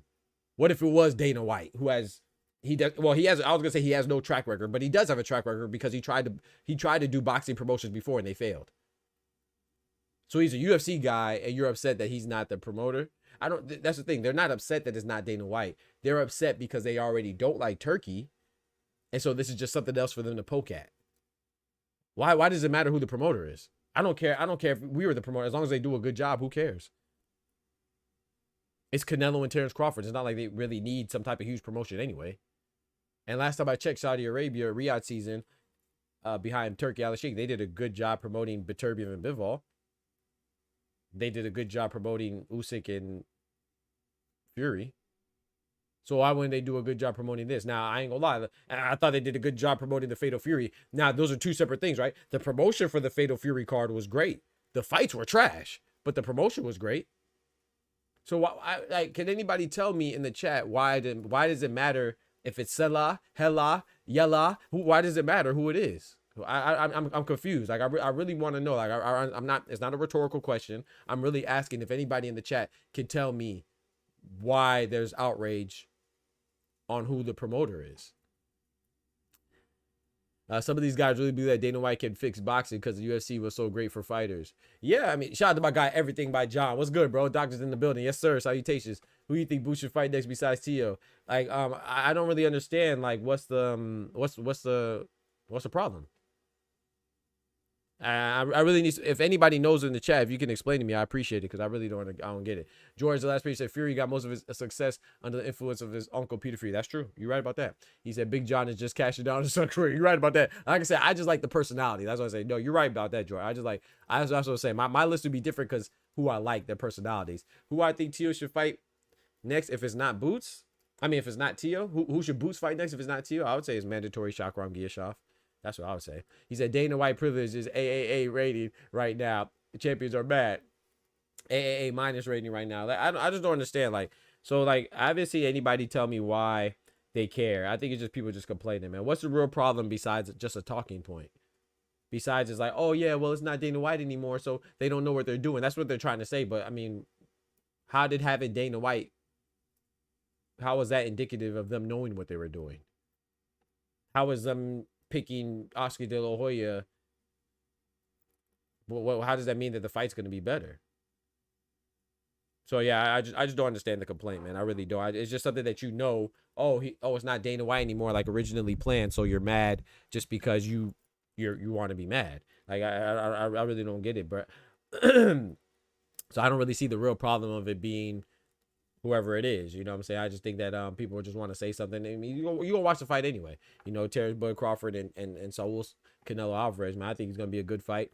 I think I got Cinnamon winning me personally, but I don't really care who the promoter is. Like, I don't really understand. I don't think people do either because they don't know Sellers' track record. They know Sellers' track record is bad. You knew Dana White's is bad, so you should be, from that standpoint, you should be excited that it's not Dana White because his time in boxing wasn't good. And we're not talking about him setting up a league. We're talking about him just promoting this fight.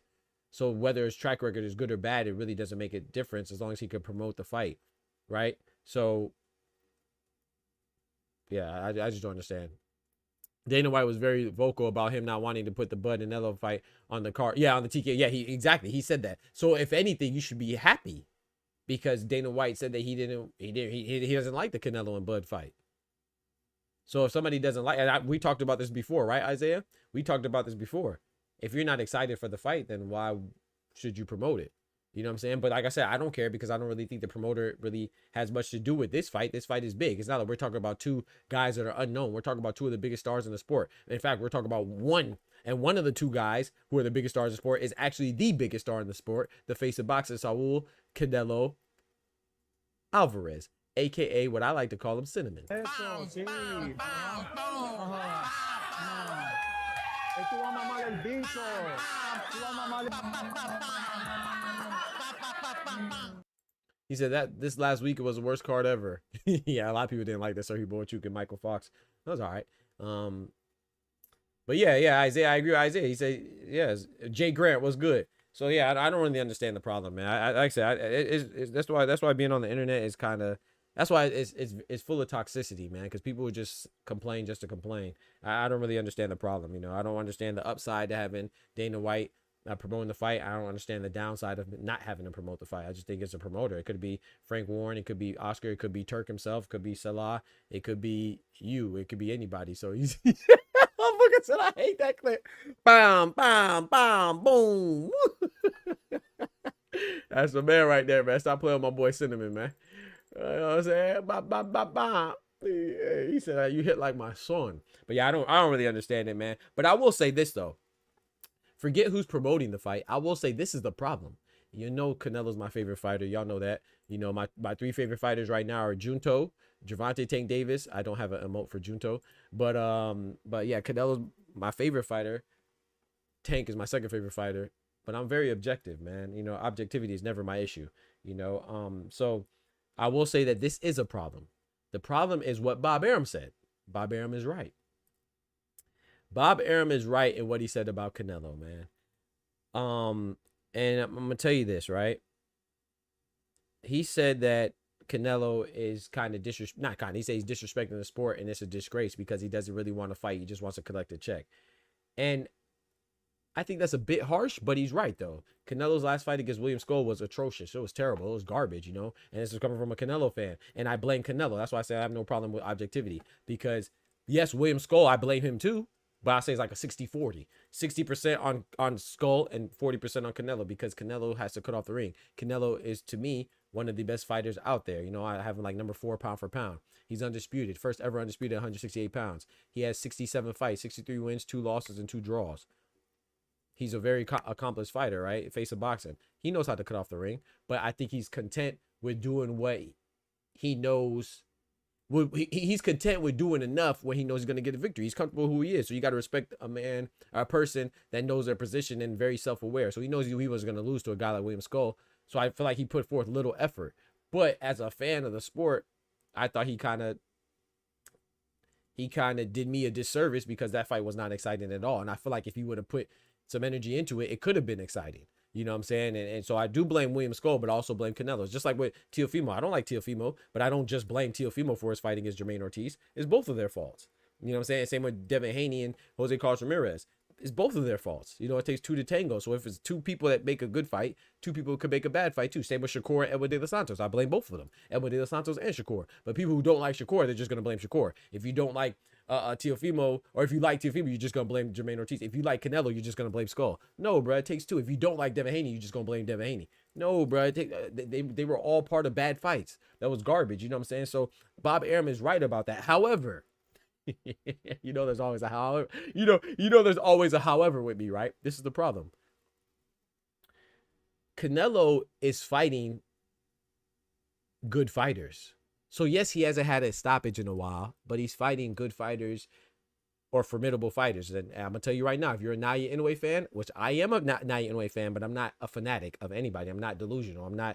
I critique everybody just like I critique Canelo. I'm about to critique Naoya Inoue, so I'm preparing you right now. So get your earplugs out, because I know if you don't say that Naoya Inoue is if you say Naoya Inoue is anything less than the Japanese Jesus, they think you're hating on him. But this is the problem right here. Bob Arum is right about Canelo,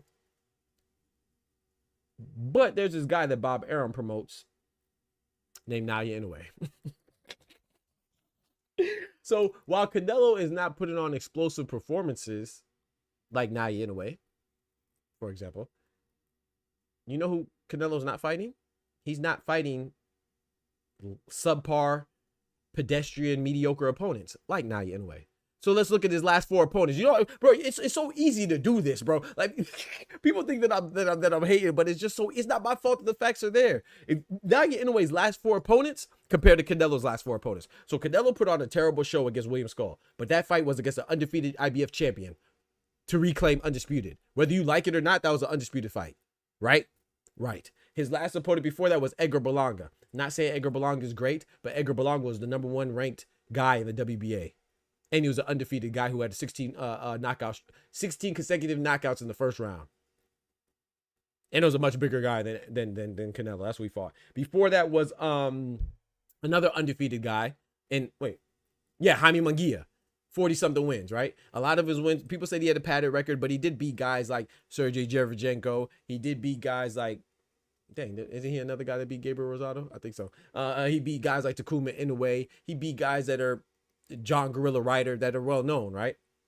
That's another guy he beat. He was undefeated young bull, right? And then before that, he beat an undisputed champion in Jermell Charlo. He was undisputed in the lower weight class, 154, but he was still an undisputed champion, right? So his opponents at least bring some intrigue. Inoue's last opponent was Ramon Cardenas, who already had a loss to a guy in Danny Flores who had 26 losses. Never been in a title fight. His fight before that was TJ Doheny, a guy who had 4 losses. No, sorry. The fight before that was against a guy named Yi Jun Kim, who already had a loss and was a 10 days notice. But a guy before that was TJ Doheny, who had 4 losses already, right? And then before that was Luis Nery, who got knocked out by Brandon Figueroa already. So, yes, on one hand, he's right. In a way, it's more exciting. But in a way, it's easier to be exciting when you're fighting guys that not only cater to you as far as your style, but also aren't on your level. So, of course, it's going to be more conducive with producing knockouts. It is. If that's all you want to see. Now, like I said, Canelo against Jermell Charlo, I was mad about that too, because I felt like, once again, not only did Jermell Charlo try to survive after he tasted that Canelo power, he didn't want to engage, but Canelo was content with just following him around the ring and not cutting off the ring. You know what I'm saying? He was cool with letting him survive.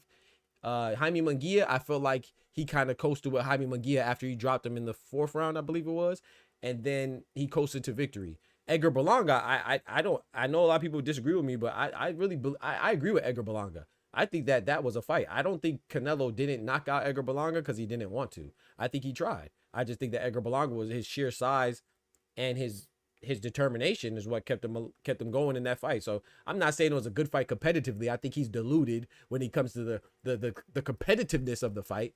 But I do think that Canelo was actually fighting him. Like with Jaime Munguia, I think Canelo could have knocked out Jaime Munguia. I think Canelo could have stopped Charlo. I don't think he could have stopped Berlanga. Because, well, it's not that I don't think he could have. I don't think that he didn't because he didn't try to. Charlo, I don't think he tried to stop Charlo. I don't think he tried to stop Munguia. I think he tried to stop Berlanga. He just didn't. You know what I'm saying? William Skull was another disappointing fight because, like I say, he barely fought at all. So my point is that, yes, Bob Arum is correct that Canelo's last couple fights have been boring, or not really boring, but haven't been as, it's not up to par with somebody who's a face of boxing, but he's fighting guys that at least you could say belong in the ring with him in some capacity. Whether you want to say it's by merit or by ranking or by, you know what I'm saying? So by merit, I mean, because Jermell Charlo, he was smaller, yes, but he dominated his division already. He was undisputed at 154. So it kind of makes sense that he would go up. But he shouldn't have went up to 168. It should have been Jermell Charlo. If you know the history of that, I can explain to you if you don't. But you know how it ended up being Jermell Charlo, Lil Charlo. So he should have went to 160, but you know, he was going to turn on the Canelo payday. But he was still undisputed. He was still a proven guy, right? He was a proven guy. William Skull, that was a shitty performance, but he was undefeated and he was a champion. That fight was to reclaim undisputed. Edgar Berlanga was ranked number 1 in the WBA when Canelo fought him. Jaime Munguia was a highly ranked undefeated contender when he fought him, right? So his opposition has more merit, like I said, whether it's by ranking or accomplishments or whatever you want to go by, than a lot of other people. So I'm not giving an excuse, but what I'm saying is that when you're critiquing guys' performances, it is disingenuous to not include the guys that they're performing against. You have to include the opposition, because if Terrence Crawford goes up to 154 and he doesn't get a knockout, it's not fair to just say, oh, he moved up to 154 and he hasn't got a knockout. He looked bad in his last fight. Bitch, he's coming from 147 where he's been looking good in all his past fights. I think Terrence Crawford was on like a 11 KO streak, 12 KO streak. And then he moved up to a new weight class in his debut against an undefeated champion. I think that's a recipe. That's all the ingredients to make a recipe of a struggle. What's wrong with struggling? The argument is not that Terrence Crawford lost. The argument is that he struggled. Well, I think if you move up in your debut against an undefeated champion at a new weight class, you're going to struggle. I think that's the most appropriate time to struggle. It's like when you talk about Canelo and Dimitri Bivol. Yeah, Dimitri Bivol beat the hell out of Canelo. But Canelo was moving up. It wasn't just a regular guy he was fighting. Oh, by the way, that same guy that he lost to, he went on and became undisputed at light heavyweight, the same division in which Canelo fought him in. You have to include these things, man. It's like bringing up Margarito. It's like bringing up Pacquiao and saying, oh yeah, he beat, I don't know, he beat Miguel Cotto or Margarito, but you don't mention the fact that he was moving up. He moved. That's why it's so impressive. Of course, those guys are good, but you know when he beat Sugar Shane Mosley, he was a smaller guy moving up. You have to include these things. These are stuff that makes you appreciate what they're doing, win or lose. Because if you just say, oh, they got washed, or oh, they lost, or then it's like, okay, bet they just lost. No, bro, they lost because they were stepping up in competition and in weight class and division and something. So you got to mention that stuff too, in my opinion. But no, he's right though. Those fights have been shitty. So my point of saying that is that Bob Arum, I think he's right that this fight could potentially not be as good as we expect it to be, right? And you could look at Canelo as doing a disservice to the boxing world because he's fighting a guy in Terrence Crawford who's smaller, right? You know what I'm saying? So you could look at it like, okay, he's giving us another fight that we don't want, that is not intriguing, and he could potentially just do the bare minimum to win. It might not be exciting. So I think Bob Arum's critiques are fair. I don't think they're unfair. However, let's talk about your star. We got to talk about that too. He said, what do you think about Berlanga being hypocritical about Skull and Charlo running the track star? Excuse me. Ray B in the building was good. Flatbush in the building was good, brethren. He said, like track stars when he did say the same in his fight with Canelo. He said, what do you think about Berlanga being hypocritical about Skull and Charlo? I don't know. See, I disagree, George. I'm not a big Berlanga fan, but I don't think he ran against. I thought he fought a good fight, man. I thought he fought a good fight, but he was just too happy to be there. Obviously, look at him having the motorcade parade after a loss. This man celebrating a loss like he won. But I think Edgar Berlanga, I really do give him credit for that fight. I watched it multiple times. I don't think that Edgar Berlanga was running like Charlo and Skull. I disagree with that. I think he did fight. I thought he fought. I just thought that he was too excited to be there. Like he was over there hyping up the crowd and smacking his shorts. If you go smack your shorts and show that bravado and machismo, go punch on him. Don't do that and sell. You know what I'm saying? Like he was just too excited to be there, more so that he was worried about winning. He was just happy to share the ring with Canelo because it demonstrated his arrival on the scene, which is what he's talked about. Oh, he's one of the stars now. And then also it provided generational wealth, which, you know what I'm saying, it is what it is. That's why a lot of people want to fight Cinnamon. He said, I hope they're not Duncan Benavidez in this division too. He already went through that with Canelo for years. Felt like he carried his countrymen to that fight. Didn't want to knock. I agree 1,000%, Al Booga. I feel like he didn't want to knock out Jaime. I cannot say the same for Berlanga. I thought he wanted to. I just thought he couldn't. And I think I have to give Berlanga credit, you know. In a way, gonna fight MJ in Japan just to have that super strength. Man, Isaiah, I ain't say all that now, but that's gonna be a good fight. MJ Amadalia versus Inoue, that's a good fight in September. Good Lord willing, that's a good fight. You know what I'm saying? That's a respectable opponent that has merit. I felt like he did try to get Edgar. Yeah, me too, Al Booger. But just couldn't get him out of there. I agree. Yeah, me too, Al Booger. Appreciate it. Yeah, I think he tried. I don't think that was from a lack of effort, but I do think it was a lack of effort when it came to Charlo and Munguia. I don't think it was a lack of effort for Berlanga. Tried against Ryder, couldn't get. Yeah, I think he tried against Gorilla Ryder as well. My guy Clone in the building, big member in the building. He said, hell no, I'm not going to face blocking Munguia. Shit, I've been in the ring with Canelo. Come on, bro. Chill out, bro. Anyway, remove those hand wraps before camera came back off for top rank long. Hey, I ain't saying all that now. I ain't saying all that. Frank Martin Aerospace will allegedly be on the same car, but was also coming off, and he was coming off a layoff. But Bud always coming off a layoff. I can't give him that because he only fights once a year. He always coming off a layoff. Bob Arum at 100 years old only speaks facts. Now he was speaking facts there. I ain't gonna say he always speaks facts, but he was speaking facts. He said Plant versus Berlanga. I would pay for that. Yeah, that's a good fight. He said it's pronounced school. Did you see his last fight, Flatbush? I don't care if you call him Skull. He was dull. So he gonna eat Skull rhymes with dull. That's what he was. So you gonna call him Skull. You know what I'm talking about? I don't care how you pronounce it. We didn't learn to, when we learned to pronounce Antetokounmpo? When he started balling. Before he was just a Greek freak or Giannis Antetokounmpo. Whatever his name was. But then when he started balling, that's when we figured out how to say Antetokounmpo. You know what I'm talking about? I don't care how you pronounce his name. He fought trash. When you trash, it don't matter.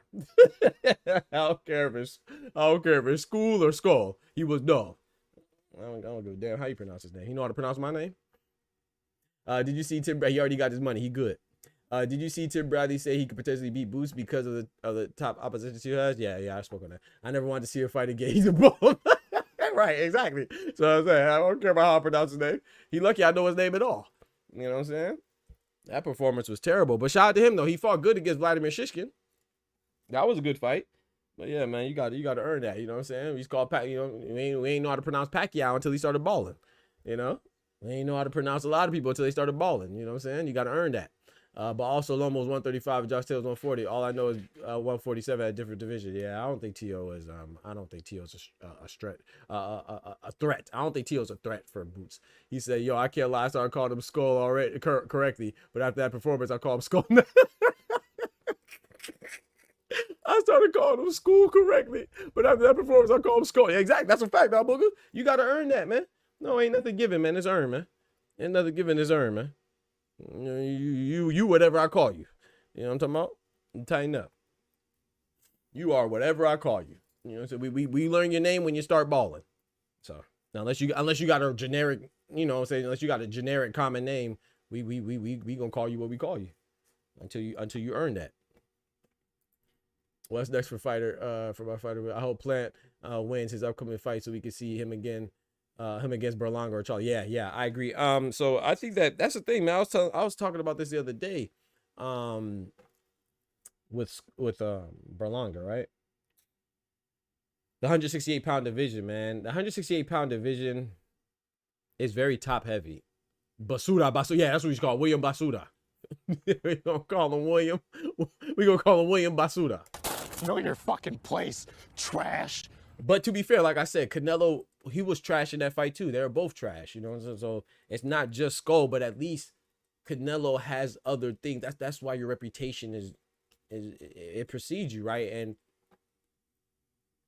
And now, like, even with Nye anyway, his last 4 opponents weren't good, but he's undefeated and he's undisputed in 2 weight classes. So it's like, okay, bet. I remember when you had a spectacular performance, which I thought he was going to win. I called this Nye anyway to beat Stephen Fulton. He had a spectacular performance against Fulton. He beat Marlon Tapales. He has great performances. You see what I'm saying? And it's exciting. He got off the canvas to beat Luis Nery. He got off the canvas to beat Ramon Cardenas. But let's not confuse exciting performances with fighting guys that are high level opposition. You know, his last 4 just hasn't been that, but he's still a great fighter. And so we excuse we excuse things like his lack of quality in opposition, right?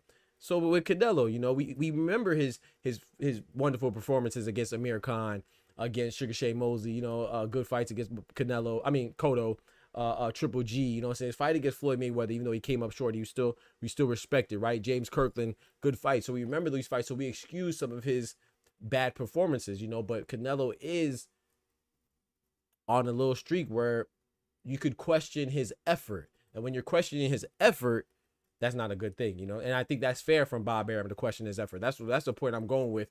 But what I think isn't fair is that Bob Arum making it seem like, oh, well, Canelo's just putting on bad performances against people that aren't good. No, he's fighting good opposition now. You know what I'm saying? They're not great. I'm not saying it's the best. He's not fighting opposition like let's say Usyk or something like that, or even Terrence Crawford, right? But he's fighting good guys, and but my point of bringing up Nye anyways is the fact that he's not fighting good opposition. So, you know, so he put on mediocre performances, but his opposition is pretty good. My boy Isaiah says, as long as Canelo stays active, William Basuda, you feel me, y'all booger? As long as he stays active, he will continue to hold the 168-pound division hostage and allow Bud to fight for all the belts. Wait, for all the belts is a disgrace to the other guys at 168 who actually deserve it. I disagree. I disagree. I agree with the first part that you could say he's holding it hostage. But I disagree though, man, because I could argue that he's not holding it hostage. Belly hole sausage. Billy Joe Saunders says he plans. Yeah, he plans on returning. He could potentially fight Chris Eubank. So Chris Eubank has some options, right? Billy Joe Saunders, Canelo, or Conor Ben rematch. And so we're gonna see how that goes. But yeah, Billy Joe Saunders needs to sit his fat ass down.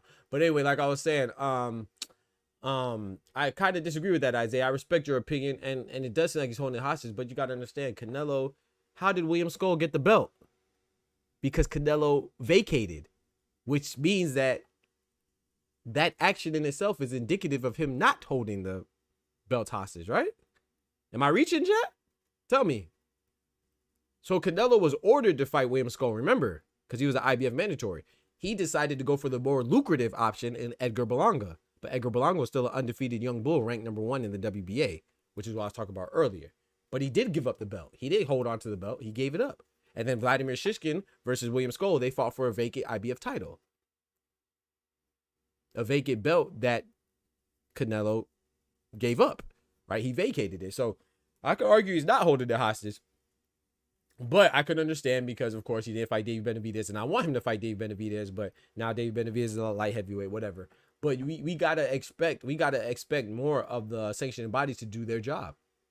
and they haven't done their job in regards to the WBC ordering, Canelo to fight the David Benavidez fight. They never ordered it officially. You know what I'm saying? So it is what it is. That's number one. So we got to blame Mauricio Suleiman too. Now Canelo is the face of boxing, so he could do whatever he wants, and contrarily, he could not do what he doesn't want to do at the same time too. And he didn't want to fight Benavidez clearly, but he was never ordered. So we cannot omit that. You know, we have to acknowledge that too. Now with Terrence Crawford not deserving the fight, I disagree, because you got to understand, when you're a beast, you get a little extra stuff on the side. You feel me? When you that guy or that girl, when you that man or that woman, you get a little extra, bro. You get to skip the line. Manny Pacquiao is coming back and getting a title shot with Mario Barrios. Manny Pacquiao, last time we saw him was 4 years ago in 2021 against Yordenis Ugas, and he lost. I think Terrence Crawford, being undefeated, undisputed current fighter on the pound for pound list 1, 2, or 3, has a right to go up and go for greatness. Right?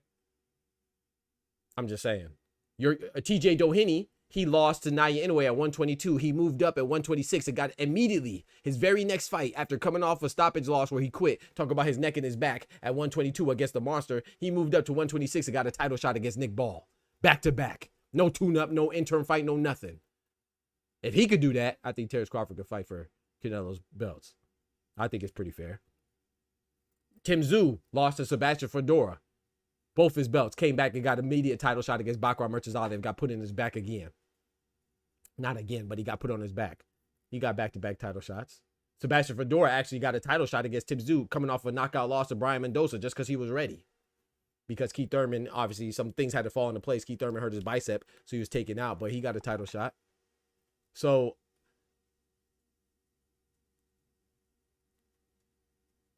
there's a couple times where it makes sense for you to skip the line. Shout out to my guy, Big Dog Willie, dropping that bread, that cheese, that butter.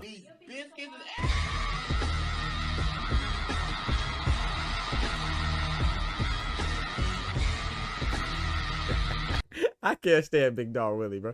Shout out to my guy, Big Dog Willie, man. I can't stand it, dude. Jake Paul versus Tank, November 22nd, Las Vegas, MGM. Facts. No. You know what? No. You gonna say that right, bro. You gonna say that right. Let me pull out my GTD chains, man. You gonna say that right. It's Gervonta Tank Davis versus Jake Paul. My boy Gervonta gets put on the front of the bill, man. Don't disrespect my boy, man.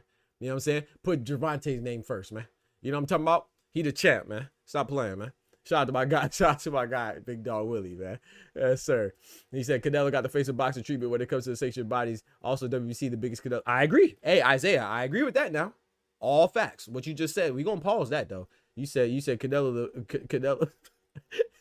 They the biggest Canelo cocksuckers. What do you mean by that? Yeah, we gonna pause that. That was crazy. Yeah, we definitely gonna pause that. No, did he? Yeah, we gonna pause that, Isaiah. But you're right though. I agree. But what I'm saying is that this is boxing, right? We've seen Manny Pacquiao when he moves up and gets a title shot. That's what happens when you're great, bro. If Naya Inoue moves up right now, you think they care about who's number one in these divisions, right? If Naya Inoue wants to move up and fight Rafael Espinosa, Nick Ball, Angelo Leo, or Stephen Fulton, who are all champions at 126, the weight class above, you think they're going to care about who's ranked number one in the WBC, WBA, WBO, IBF, respectively? No, respectfully, they're going to say, yeah, we hear you. We see you, but you got to get your ass back. When we used to play football, bro, my coach, he used to call our positions, right? And I remember one day, man, my coach an asshole, bro. It was me and my boy Daniel, man, Ponte, my Puerto Rican brethren, man. That's my dog, man. But we were out there football, and we were at practice, and he was calling out positions, right? So he'd go, hey. You go, okay, you quarterback. I'm gonna just make up names. You say, you Gerard, quarterback. David, quarterback. Obi, wide receiver. James, tailback. Daniel, you the ass back. Said, Coach, what? He said, Coach, hold on, Coach. Ass back. What that mean? He said, yeah, get your ass back. Bro, he almost had to cancel practice, bro. We were rolling, bro. My boy started crying, bro. I felt, come on, bro. I said, nah, bro. Don't do him like that, bro. Get your ass back. But anyway.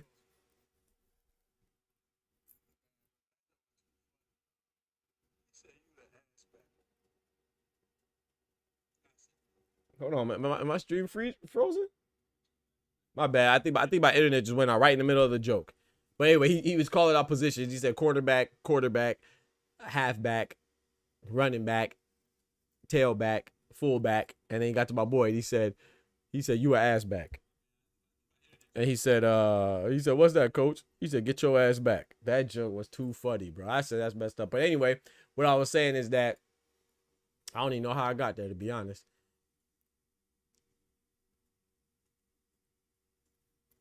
Oh yeah, so that's what they're gonna say. You know, when somebody's moving up that has merit, it's like they're gonna say, nah, the rankings, you got to get your ass back, bro. Like you got to make way for the guys that are more proven, you know, and then they're bigger draws. You know, they're a bigger draw. Let me get this straight. You support Canelo fighting all these young guns, but I can't screw up with Omari, Doc Arrow protecting Canelo. That's crazy. That's crazy, bro. Shout out to my guy. He said, not to mention, man, he lost the exhibition to a good. Yeah, he did lost to Ampo. Actually, it's the exhibition, so it could go either way. Shout out to my guy, Oscar, dropping the graffiti on the chat walls with that bread, that cheese, that butter.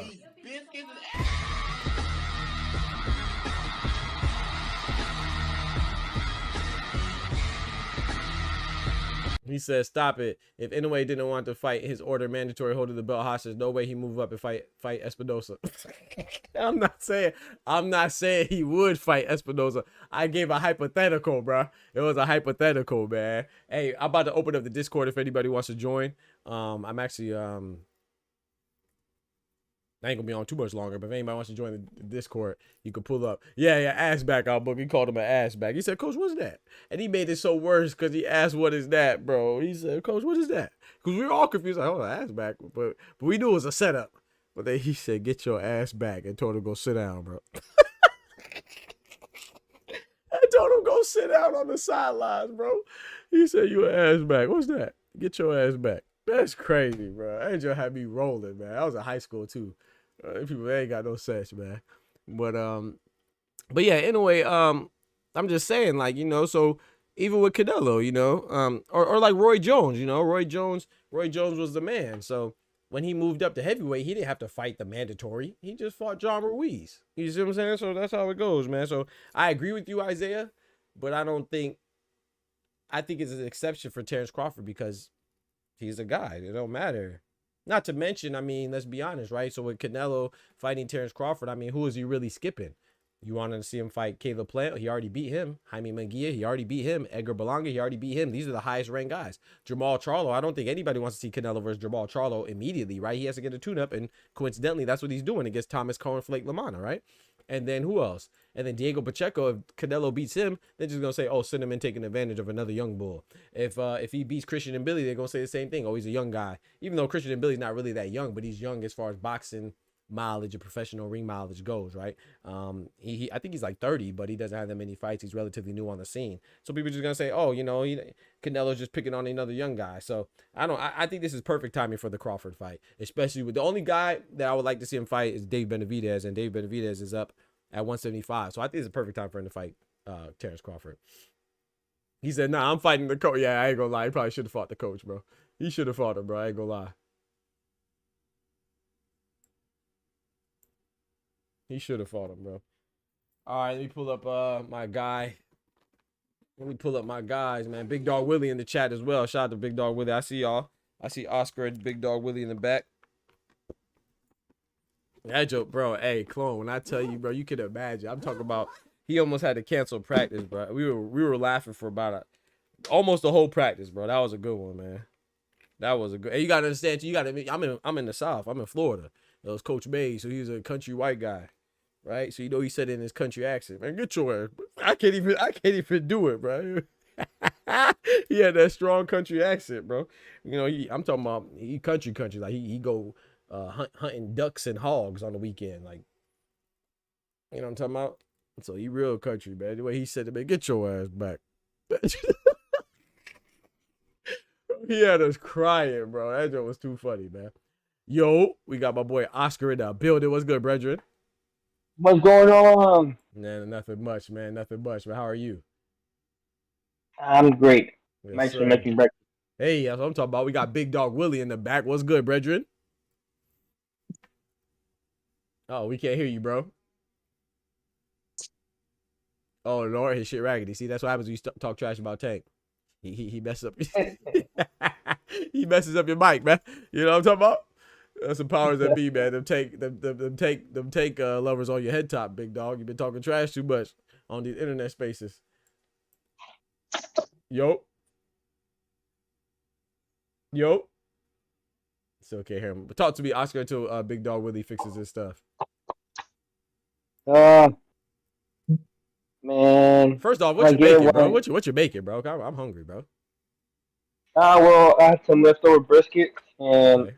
I'm just kind of toasting that, and then some over medium eggs. Okay. Sounds good. Trying to stay on the lean side. That's what I'm talking about. Health is wealth. So, man, what you want me to talk about? Nothing, Talk man. about I actually want to hear your opinion on this, man. I actually got some news that I didn't get into, man. I tell you, I had a lot of stuff to talk about today, man. So I'm sure you probably saw it. Oster, I saw you in the back. I don't know what happened. I'm about to pull you up, and I don't know what happened. What up, Oster? Canelo is too big, like Mayweather. No matter who he fights, yeah, facts, exactly. Like I said, I'm not saying that Canelo's fighting anybody. I'm not saying Terrence Crawford is a fight that we want to see, but a lot of people have him losing, right? So I don't think. Yeah, GTD hacked his internet. You feel me? Facts, Ray B. So I'm saying it's not as bad, but when Canelo wins, it's not going to be as intriguing because he is a bigger guy. So you know it's more to gain for Bud. But I was gonna say this though, Oscar. I want to hear your opinion. I'm sure you heard of it. Big Dog Willie, I'm gonna pull you out and pull you back in. Cause I can't hear you, bro. I'm gonna see if it's something else. But what I was gonna say. Well, Zerto, man. I saw this little interview, bro. Like not an official interview, but a little. He was working out in the gym. There's that ES News guy. Oh. Yeah, and they asked him about what he wants next. And he was like Badu Jack, man. I know a lot of when people get wind of that, they're gonna get on his head top, bro. What you think about that, man? I know a lot of people gonna be mad about that. Oh, you know, he don't want Jai Battaglia. He ducking Jai Battaglia. No, Jai Battaglia don't want no smoke. Come on now, talk to him. Who's Battaglia fighting? Who's the voluntary defense he fighting? Voluntary. Oh, so you're telling me this is not the number one? Not the order mandatory? So you tell me he's ducking within his belt division? That's what it looks like to me. That's what it looks like to me. You find a guy. But you know, you can't say Jai Battaglia is a good fighter. He just don't want no smoke with nobody. Because everybody on your head. That's what it looks like to me, man. Shout out to Jai Battaglia, but you know why is he fight Claudio Squayo? You know, he's an undefeated guy from Italy, but he hasn't fought out of Italy. And like I said, I don't mind it, but it's just weird to me. People could say that Zerto is ducking. And I want to say this too, you know, and I'm gonna drop a video about it too. Zerto, you understand the WBC belt might be easier and right to go for as far as making the fight happen, as far as facilitating the fight, because you know he has a history of work with the WBC, and that's number one. Number two, I don't know how difficult it is going to be for. I don't think it should be difficult. You know, I feel like Turkey should be able to make the fight happen, but I think that people respect more when you go get each belt individually. So why not save the quote unquote best for last? Number one. Number two, Zerto has wanted Badu Jack for a while, right? He said that he wanted the winner of Badu Jack and James DeGali. That was in 2017. That's damn near 8 years ago. Come on now. That was almost 8 years ago. They weren't even in this division. So maybe he feel like there's unfinished business there, you know, and I don't, like I said, I have a very hard time believing that he doesn't want to fight Apataya. But we'll see how it goes, man. But it's just funny to me how the guy who's fighting his mandatory, Junior Dorticos, is a guy who we're questioning if they want to fight or not. Now, granted, you know what I'm saying? If he's fighting his mandatory, I understand Jai Battaglia getting another fight. Just fight Claudio Squayo. That's cool. I'm not knocking that. But I am knocking the people that think that, oh, this guy's ducking him because he's not fighting Jai Battaglia, but then Jai Battaglia, who actually is fighting, who has a voluntary, he's not fighting anybody difficult. I mean, no, I shouldn't say that. I should say difficult. He's not fighting anybody known. He's not fighting anybody that he has to fight. He's not a mandatory. He's not fighting anybody of any consequence. He's fighting a relatively unknown guy. He is undefeated, but he could have gone for the WBC. Exactly. But not right. He could have waited and tried to get Badu Jack. I agree. He already, or Norma Kaelin won because Norma Kaelin. Right. At the time when he fought Naika or Nika, I can't remember how it's pronounced. Yep. David Naika, I believe, is pronounced like that, That, or Nika, whatever. they said that was gonna suffice for like his mandatory, right? Yeah, because So Hussein Sakara was hurt. Yep, and then he was a top 10 guy in the IBF. When you fight when your mandatory has to call out and you fight a guy within the top 10 rankings, that suffices as your mandatory. So yeah, David Nika, it was his mandatory. Step aside money. Who? If he's fighting somebody outside of the mandatory, do they always have to pay? Like, because that's what I don't understand with the different commissions. No, so sometimes unless it's been ordered. Money, and other times it seems like as long as they get a fight quick enough, they're fine. Yeah. So okay. So with the it does, you're right. It does depend on the section of the body, but like Oscar said, if it's not ordered, right? So he already satisfied his order mandatory. I can't remember how many fights you get in between in the IBF, but so this is a voluntary. His next fight is voluntary, and that's cool. He doesn't have to pay anybody step aside money. The only time you have to pay step aside money is when it's been ordered. Ordered. Okay. Yeah. That's the key word. Ordered. Yeah, exactly. So you could be ranked number one, like you said. There's a guy that's ranked number one in the IBF that's not who he's fighting next, but he wasn't ordered. That's why I tell people with like that's where a lot of confusion comes with the Naia Inoue situations. Like they're like, oh, he's fighting Sam Goodman, who was number one in the IBF, the WBO, but he was never ordered. There's only one guy who's been ordered, and that was MJ Akhmadaliev, for the WBA. The other guy he tried to fight was Alan David Picasso Romero, who was ranked number one in WBC, but he wasn't ordered. There's only one guy at 122 that's been ordered to fight anyway, and that was the WBA mandatory with MJ Akhmadaliev. So even or like Canelo, right? When Canelo fought Edgar Berlanga was ranked number one in the WBA, but he wasn't ordered. You see what I'm saying? So it's still considered a voluntary defense. Yeah, Oster was good though, bro. What's popping with you, bro? Chilling. What's popping with you? What's popping? What's popping? Keep my head up after this L, man. Oh yeah, amateurs. Yeah. I took a fight on 24-hour notice and went in there, fought my heart out.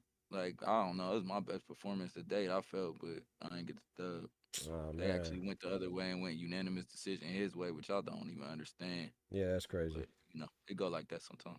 Yep, with the amateurs, man. That's what I said. I always look at amateurs. I know it sucks going in it. You know what I'm saying? You don't want no consolation prize, but at the same time, I just look at it as experience, man. That's all. That's really all it is. Yeah, that's all it is. I'm getting better each fight, and I'm making leaps and bounds, without that much time in between my fights. So it's like, so I've had to change my whole style. I've changed coaches 3 times. Right. And was it dude from that area which you fought? Yeah, he's from the area. And he had about 40 some, 50 some fans. So he already gonna get the love. So it's like, and that's what I was like, man. Look, when I'm watching the fight back, I don't got people cheering every time I hit him or go crazy. You know what I'm saying? I only got a few people in the crowd, but look how quiet it was the whole fight. Right, exactly. I'm like, it's dead. He got all these fans in here, and it's dead, silent. Like, but every time he swung, it was woo. You know what I mean? So, that gets to the judges for real. Yep. That's all that is, man. What the heck is this? Heck yeah, man. So what you think about this? Gosh dang. Let me holler at Oster, man. Oster, what you think about Boots and Teo, man? What you think? Think that fight's gonna happen? And if it does happen, how you think it's gonna go? Yo, to be honest with you, man. When I heard after I heard Tim Bradley talk, and I'm looking when I heard Teo against Boots, I'm like, Boots gonna beat the shit out of Teo. Mm-hmm. And then I had to sit back and think though. I had to sit back and be like, I don't know, that might not. I said that really might go. That might be a nice fight though, y'all. I'm telling you, that'd be a nice one, man. When you think about it, I'm thinking about Boots like dominating Teo. Mm-hmm. But when I really sat down and thought about it, and I was like, I don't know. Boots ain't really that kind of dude to be stalking nobody and handling like that to take him down like that. He nice. He really, really good. Mm-hmm.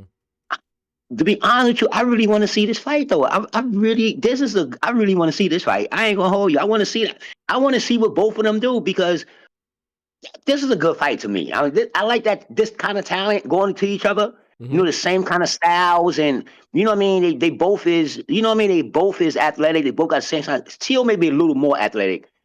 But this might, to be honest with you, dog, I ain't gonna hold you. this fight might be a really good fight. Listen, I want Boots to beat T.O. ass. I'm telling you, just because you be on some nigga shit, I want him to beat his ass. Right. But I don't I can't really definitively say that Boots got this. And I mean, T.O. is cool, and he be on his crazy stuff. But as a boxer, though, in the ring, I got to give you your props that you can box. Absolutely. You know what I mean? You athletic, yeah, you can box. I got to give you that. So I can't act like you a little pushover. Right. It really might be a real good fight, y'all. That's all I'm saying. I don't know which way it's gonna go, because when you got two athletic people in there like that, right? I don't know which way it's gonna go, man. But it might be a good fight, though, man. I'm telling you, I think it's gonna be a really good fight. What y'all like? What I said wrong? What I said? You ain't saying that wrong. I'm laughing at Kendrick. Kendrick said, "Oster, don't fall in the trap." I think I agree with Oster. Like, I think that there's room for it to be a good fight because of T.O.'s athleticism. But number one, I don't think it's gonna happen. And number two, if it does happen, yeah, I think that I think it is kind of a trap that we fall into. I think Boots is gonna slaughter that boy. I ain't gonna lie. Boots and pie. Yeah. I say a 7. I say a 7, but I think he gonna slaughter him. And yo, I don't know, yo, for real. Yeah, I think so. I don't know, man. I don't know. I think it has a good dynamic, and then there's a possibility, like, if we think about T.O. like Josh Taylor, T.O. Loma, T.O., or what T.O. can do or should be able to do with his athleticism and his skill, it's like, yeah, but then you think about him like his lack of game plan, and I just feel like it's hard for me to see it. I know he moves differently. I'm not saying from the movement and stuff like of Stanionis, but I feel like he'll get in the same position as Stanionis. Like, he's gonna take a punch and it's just gonna be that he can't handle, and Boots is just going to be walking him down. That's how I see it. I just don't. I see it like Karen. Or like a Karen. But even worse, though, because Karen's bigger. Yeah, Karen's bigger, so, man. Got up. I don't see with me, Doc. It kills me to go against your word. I be sitting there like, I could be wrong. No, I could be wrong, because I can see what you're saying, too. Like, if T.O. comes in and does what, what for whatever reason we think, because I'm guilty of that too. It's like, man, it's just T.O. he just looks so good. That, I mean, he looks like he could be so good, but it's just he just doesn't really do that. So he's a definition. But the thing about it, Boots, and another thing when it comes to Boots, I fuck with Boots hard. Like, that's my guy. I like Boots, but Boots is not like that predator. He's not that predator in the ring. You know what I mean? He good. He a stalker, but he don't smell that blood. Do you get what I'm saying? And Boots is kind of guy that will let T.O. get comfortable and act crazy. He don't put that much pressure on you to scare you. He can hit T.O., but T.O., I remember, if you hit T.O., T.O. is very athletic. Like, he's definitely athletic, so he can survive for 12 rounds. He'd turn into a Majimov and turn into a skull. That's what you'll make him do. You know what I mean? You make him turn into a skull. Then we got to see if Boots could cut him off. But if you don't do that with T.O., he gonna come at you. I mean, he kind of don't have to, though, because T.O. can. First of all, he can cut off the ring. Yeah. Boots may not have that instinct to go forward, but I think that actually benefits him, because what's the people that T.O. struggled the worst with? Boxers. Claggett, Jermaine Ortiz. I mean, in recent times. Oh, recently. Okay, yeah. They ain't really have nothing. No disrespect to Steve Claggett, but. Oh yeah, but like that's what I'm saying. Right. Like, no, you're right. And they still made it. They still made T.O. struggle a lot. Yeah. Yeah, and what we just said, I doubt it's gonna happen. According to this, was it pound for pound boxing? According to them, trash. They just said that Devin Haney and Teofimo are closing in on a deal to face each other next. And an announcement by Turki Alalshikh, that's a fight I don't want to see. Is expected. That's a fight I don't want to see. Oh no. No, that's one I don't want to see. To be honest with you, don't even want to see that. Yeah. I want to see that because it'll either because both T.O. and Devin not so much T.O., but on the purist kind of side, it's like T.O. and Devin have a lot of questions to answer, and I think this fight will surprise that. Yep. But the thing about that, Devin just boxed his socks off, honestly, like Jose Ramírez. Man, I don't know. You think so, Oscar? I'm not sure about this one. I think if T.O. can cut off the ring, or if he has to learn. That's true. That's true. That's a good point. Yeah. If you should say T.O. what? I think can't cut off the ring. Yeah, can't cut off the ring.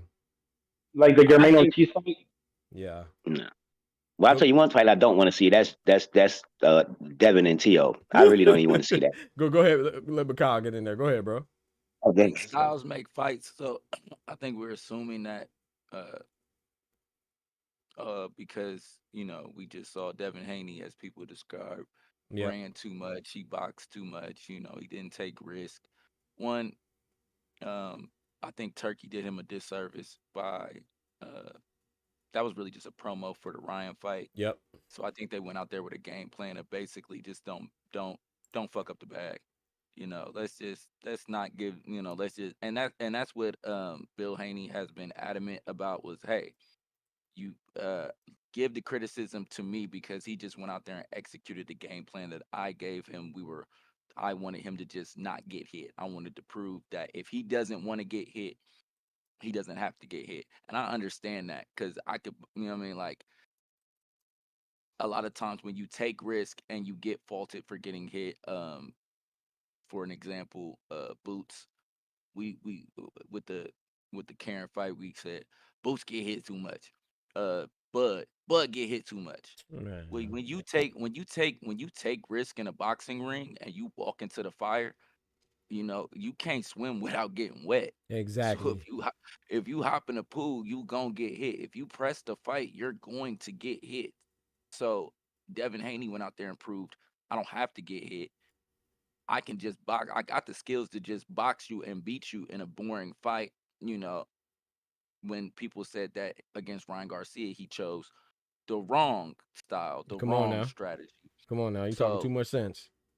So styles make fights. T.O.'s not a walk 'em down fighter. T.O. is a boxer too. So I think that it would be a boxing match, and I think that it would actually probably lend to Haney's strengths because Haney could outbox him, and he's got a guy that's not just gonna press forward. Like that's not how T.O. fights. T.O. is movement too. T.O. is in and out too.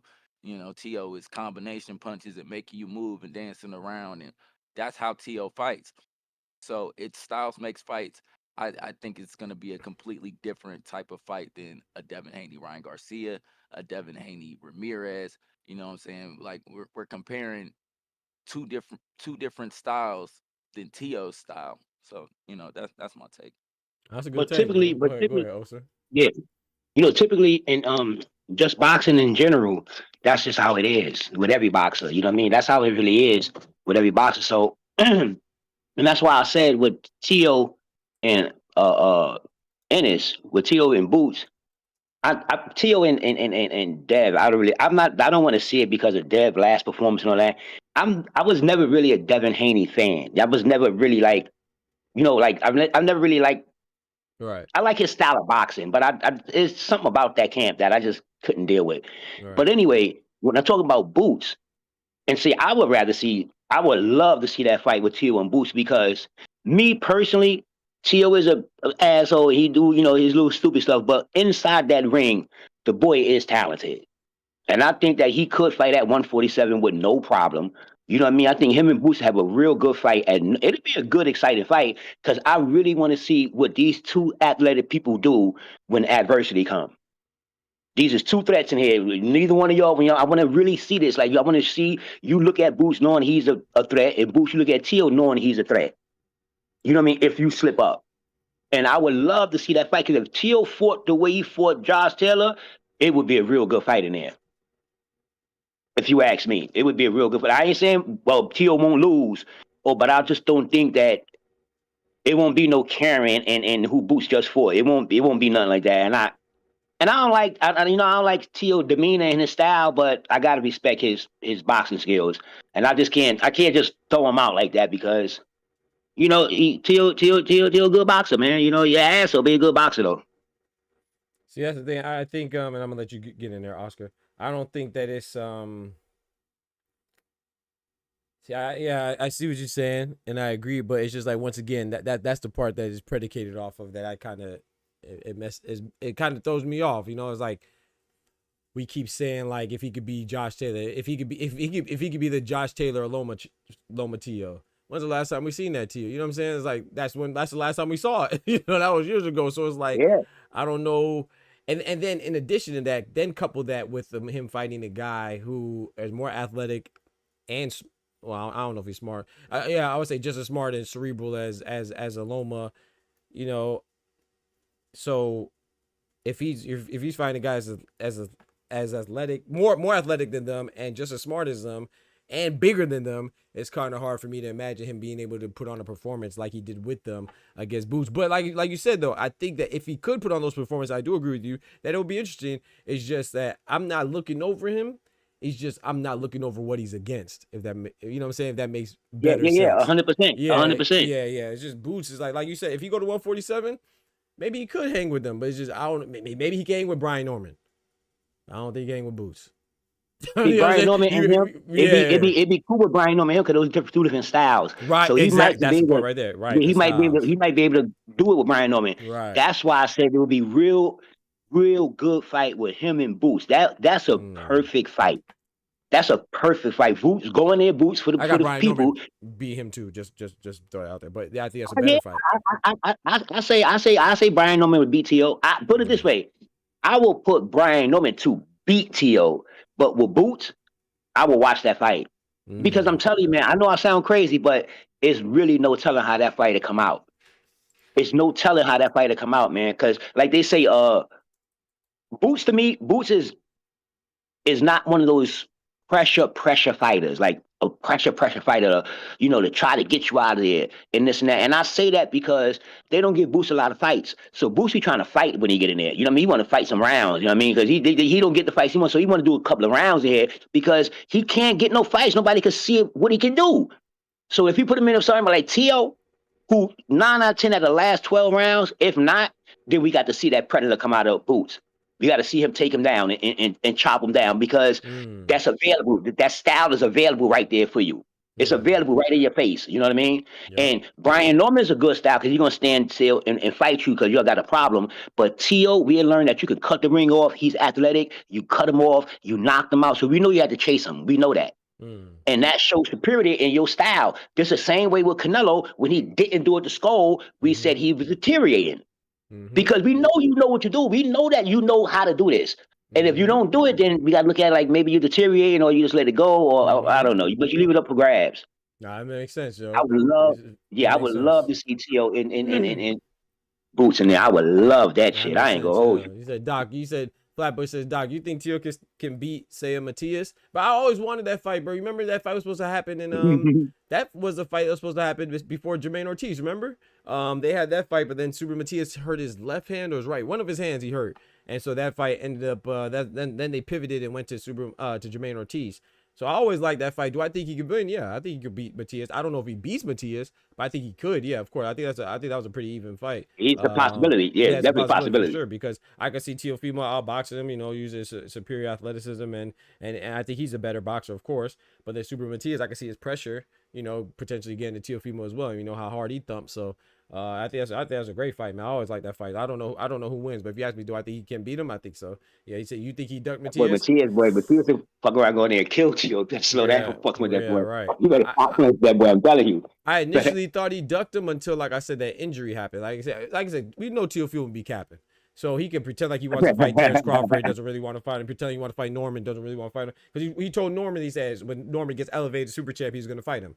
That tune changed. You know, he pretend like he wants to fight Devin Haney. There was a money thing. Pretend that he want to fight Tank, whatever. So it's hard to tell. But he did convince me. I did believe he wanted to fight Matias. I'm sorry. I didn't. I thought he was just bluffing when he called him Matias. But then when he was like they're about to fight and they're on negotiations, and then Matias hurt his hand. Matias said that he's bull jiving that didn't cause a fight. He could have just waited because he told him to wait till summer, and then he went Jermaine Ortiz route. So you could say that okay, he just looked for an excuse and he pounced on an excuse to have and used his injury as an excuse. But at the same time too, you know, Matias did get injured, so I don't like T.O. either more than the next man, but I try to give people the benefit of the doubt. And he did keep his February date, and that's the date that they were supposed to fight Matias. So I don't know, man. So, I don't know. I ain't gonna fight you if you say he ducked him, but I could make an excuse for him and say that, you know, it's because he got injured. Have we seen T.O. fight a power puncher? I never remember him fighting like any boogeyman. Like, this dude is a straight up power puncher, like a Matias. Not a power puncher that can move. Yeah, I'm trying to think like a big power puncher that's Ty in the building. What's good, my brother? Like I said, I don't care his name Tio, his astrology sign Leo, or he be kissing Subriel's Tio. Boots and 5. Boots and 5. That's a Yo, good question. I don't know about that one, man. I'm telling you that one. That's a funny fight, man. Yeah, I mean, I like to see it. Yeah. I'm interested to see Yeah, that. that's a funny fight, man. I promise I won't put my money on that motherfucker because any one of them is fall off their game is gonna make the other one look superior. They will have to come in there on their talk. They both the same. You know, that would be a good fight though. That would be a really good fight, man. I mean, it'll be like Junto and Cuellar. It's like Cuellar is like Cuellar. David Cuellar. Yep. Mm-hmm. I look at it. I look at it as great. I look at it as a Floyd and Zab Judah. Yeah, it's the same thing. I look at it like a Floyd and Zab Judah. No, I'm talking about the people. Look. I'm not talking about the people. I'm talking about the fight. No, I'm just laughing at the way Ty said, who? I know. That's Ty. You know Ty. But anyway, Ty. No, I'm not talking about the actual people. I'm talking about the fight style. Like when Floyd fought Zab Judah. You know, how many people said, Floyd gonna win? How many people said Zab gonna win? Because they both was good though. Right. They wanted to get in the ring. They both was good. No bullshit. They both was good. So you couldn't really definitely say who was gonna win. But I'm just saying they both was good. Right. Let me hit the chat. And so I looked at it. Hold on. Let me hit this chat real quick. Hold on. It said Tio Technique says Tio beats Boots. Sorry, Tio beats most 147 pounders, but he ain't beating Boots. He said Kendrick said shut this shit down. Okay, go ahead. All right, I just want to. Yeah, we said let's go. I go because speaking facts. I'm just talking. I'm just like, yo, listen. It's just that Go ahead, Oscar. Then we gonna let Oscar get in. Then we gonna go back to Ty. No, let Oscar get. Go ahead, Oscar. Then we gonna go to Ty. There. Go ahead, Oscar.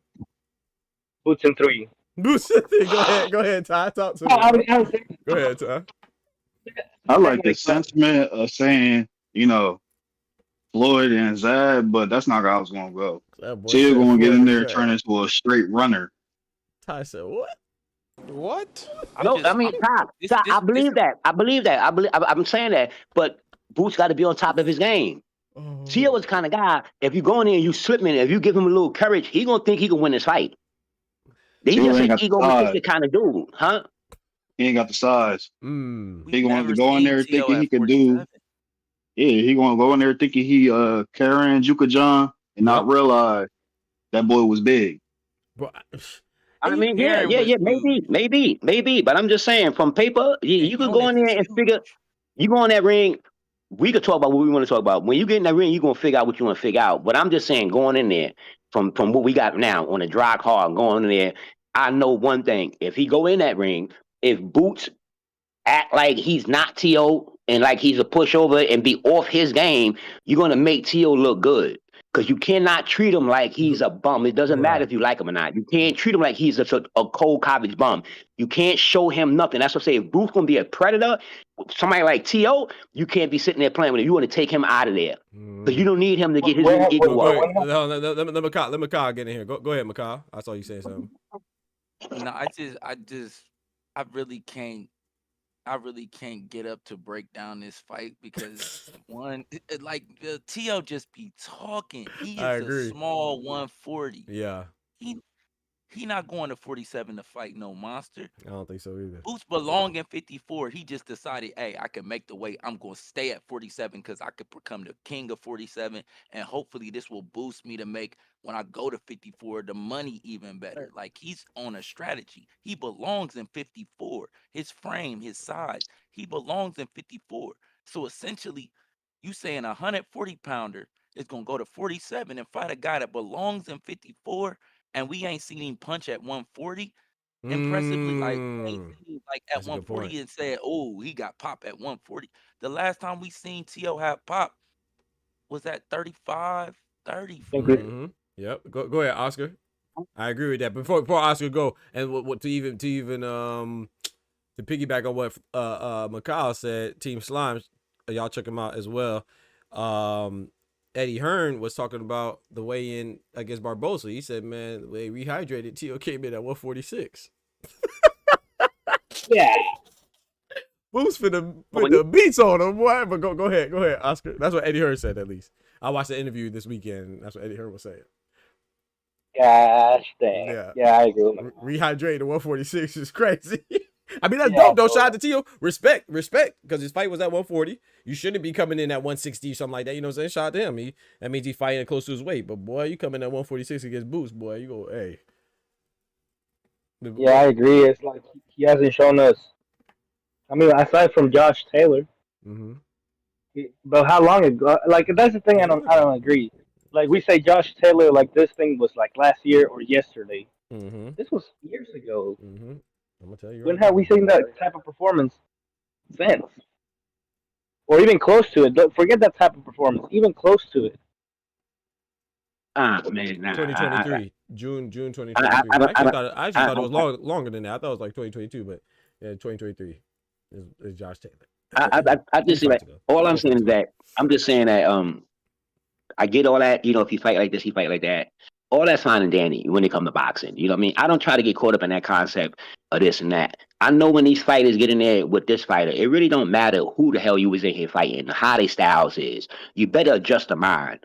That's a fact. That's just 100% fact. So you could fight. If we would love him to fight like Josh Taylor. I think T.O. fought a good fight the last time with Ramos. I think he had a. I think T.O. had a good performance himself. Yeah, I think he had a good performance himself. I'm just talking about himself moving around. Just just watching him boxing. I'm saying, he had a good performance because he did. He looked good. I mean, it is a fact. He looked good. I can't knock that. Now, would he look good in the ring with Boots? But we looking at Boots dominance. So we looking at Boots dominance now. So we just taking away all his skills and everything. But if that's the case, why Shakur is winning? They say he can't hit. Because skills play the bill. I mean, yeah, it's different. Yeah. No. Listen to what I'm saying. I understand what you're saying. We talking about Boots. I get that. But you can't make a point if I'm talking about Boots and T.O. because we got them locked in. We got to start comparing and contrasting so we can understand what we're talking about. So I'm saying with the concept that you're talking about with T.O. with Boots, that means Shakur shouldn't have a belt. No, that's different though. Shakur's style is different. Shakur, that's a defensive style. Teofimo don't really have a style. That's the thing. He just go in there and just try to be better than you. If he's not better than you, you don't really have an adapt.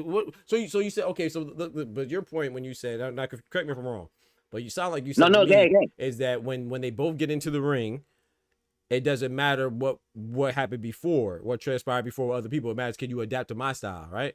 And that's what we're saying, or at least that's what I'm saying. Is like when have you seen Tio adapt? That's the problem. I've never seen him. He doesn't adapt. He just goes in there. If he's better, it's gonna work out. If he's not adapting. He ain't got no game plan to implement. That's why I say. That's why I say when you get in there, whatever your style is, Tio, whatever you got in your mind, and you get in that ring, however we see you now, and you don't got a style, so obviously nobody could pick it out. Somebody picked it out because you lost. So your safe been cracked. I got you. No, your safe been cracked. It's been cracked. It's just that if you don't have a style, then the other fighter should know. Well, what can I train with? He ain't got no style, so I got to see when he get in the ring. What I mean by like a style, I'm saying like he doesn't have like a like we know he's a defensive fighter, he's a pressure fighter, like a style like he's just a good fighter. That's it. He's just a good fighter. A good fighter. He has good power. He has decent boxing ability. So would you say Tio is a fundamental boxer? No. No, I don't think so. No, I'm just asking. No, I'm not saying it. I'm just asking. I'm not. Don't kill me, dog. Don't get me, Ty. No, I was thinking. But let McCall get in there. I'm gonna let Ty take it. But yeah, I wouldn't say he's a fundamental boxer. But I would say Tio's a good all around boxer. But yeah, that's what I'm saying. Yeah, but I don't know if he's like he doesn't have a strength like he's gonna make you miss. Like he doesn't have a strength like he's gonna one punch knock you out. Like I don't think Boots is gonna worry about his shots too much as far as anybody relative to anybody else he fought. I don't think he's gonna worry about his evasiveness relative to anybody else he fought. I don't think he's gonna worry about his strategy. You know what I'm saying? Like I don't really think I'm not saying there's nothing to worry about because Tio's good, but I don't think there's anything to worry about from Tio that he hasn't seen before at a higher level from anybody else, even though they're not as known as Tio. Like I think Karen, like I think Ty brought up Karen, right?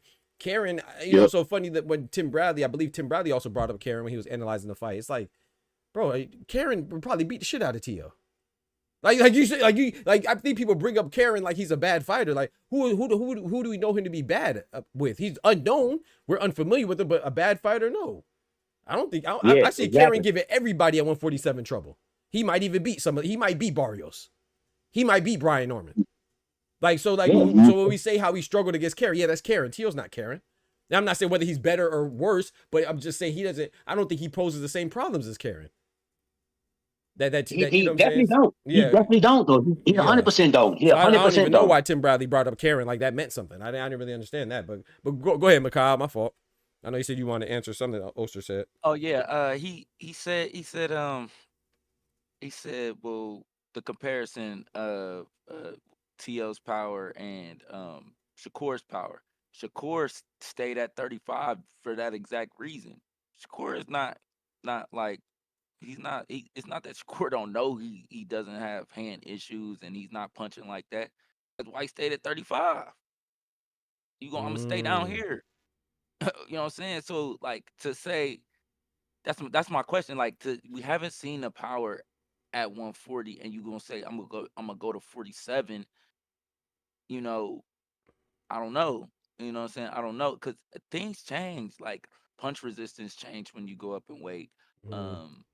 Power changes when you go up in weight, and it's not that your power changes. It's just that bigger guys can take more power. So where at 135 you may hit a guy with your right hand and he may crumble.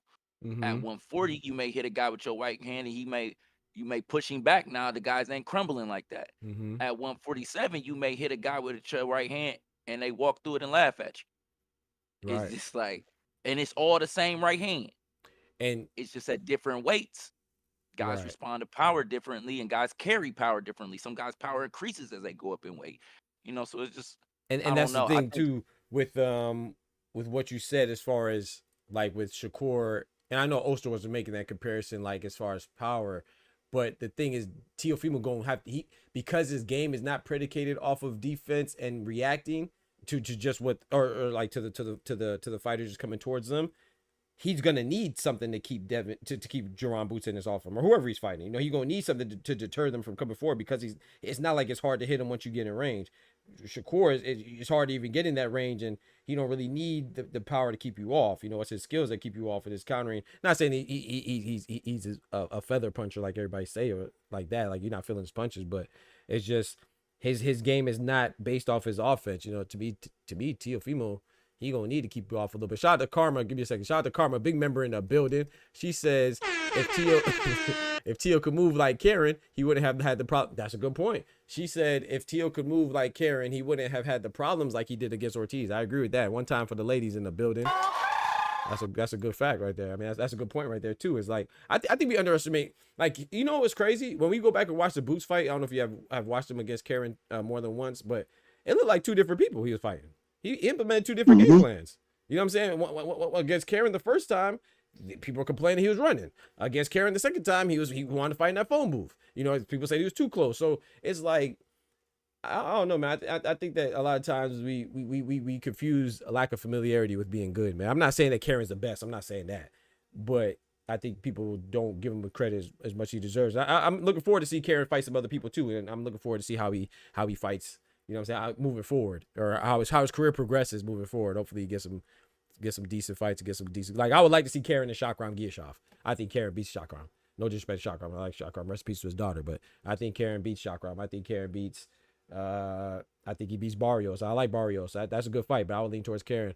Brian Norman, I think that's a up in the air for me.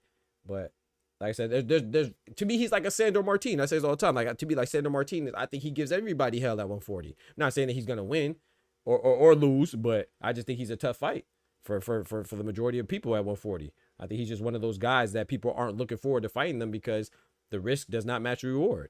You know what I'm saying? You ain't gonna get much because people don't know him and people are gonna expect you to smack him. But if you don't smack him and you struggle, then they're gonna talk trash about you like they're doing with Boots. Even though, and that's the thing, Boots dropped him in the second fight. It wasn't close. He just didn't stop him. Come on, bro. People talk. It's funny. Those Ukrainian fighters, shout out to Flatbush, said those Ukrainian fighters have an awkward style that can't blame Boots. He still won. Exactly. It's so funny that, you know, and I'm not trying to shout out to Virgil Ortiz. I like Virgil Ortiz. But his fight, he gets more credit for getting dropped twice against Serhiy Boachuk, and that being a controversial outcome. Like a lot of people think Serhiy, like my guy Oscar thinks Serhiy won. You know, he gets more credit for struggling and getting dropped twice than Boots does for winning convincingly. He still won convincingly. You know, he just didn't stop him. And Karen fought a good fight too. You know, shout out to Karen. Man, I just think that's funny, man. Because those fights happen around the same time, you know, and they say, oh yeah, Virgil Ortiz fought a good fight, man. He fought against Turki Alalshikh. Yeah, he got dropped twice. Boots didn't get dropped. In fact, he dropped Karen. That's what it is. But he got hit too much. Yeah, you're right. My fault. He got hit too much. Yeah, you're right. He got hit too much. You're right. I got a question for y'all. Virgil Ortiz get dropped. He ain't get hit too much. Bro, people are crazy. But Kyle, that's what people are crazy, bro. Of course, you don't want to get hit. Ideally, hit and not get hit. But come on, dog. The man. Yo, Virgil lost that fight, Doc. Yeah. Oh, shout out to you. Oh, so yeah. Oscar says the same thing. I thought it could have went either way. I wasn't mad that Virgil won. I thought it could have went either way. Virgil lost that fight. He lost that fight. It was a tight one, but he ain't supposed to get that. But it's good though. He got it. It's cool though. But he was supposed to get that one. Do you feel like I feel like he won some rounds, but he didn't win every single round necessary to win the fight. You know, to me it was close, but to me, Bochu clearly took it. Yeah, to get dropped twice. At the same time, it was around when Bud and Virgil Ortiz got announced. So you know he might just got a gift. Go ahead, Ty. I think you were saying something. My fault, bro. I mean to cut you off. Man, to bring it back to Tio.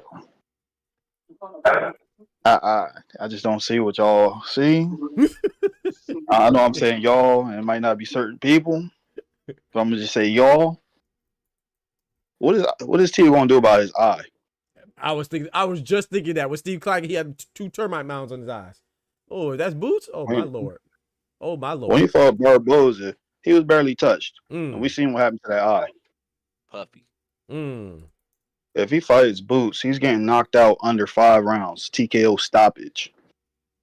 Oh, Tio? Tio. He's going to get stopped. I got him 7. I give him a little. He's not going to have the firepower to get him off him. He struggles with people with size. The 2 things with Tio.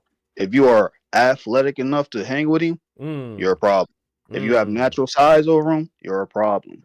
If you're a better counterpuncher than him, like when we see what George Kambosos, that's how he beat him. Yep. No, I ain't saying Boots ain't gonna kick his ass, but I know one thing: you can't give him a shot. You can't give him a shot. Gonna be a problem either. Huh? He's not gonna be a problem either.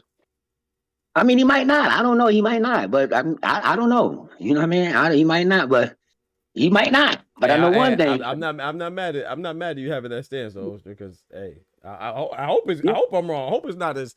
Well, first of all, like I said, I don't think it's gonna happen. But I hope it's a good fight. Of course, that'd be interesting. That'd be dope. That'd be a damn good fight. I just don't see it. What I tell y'all? Yeah, you did. I ain't gonna lie. You called that, and I was like, I thought Boots would win, but I thought it was going decision.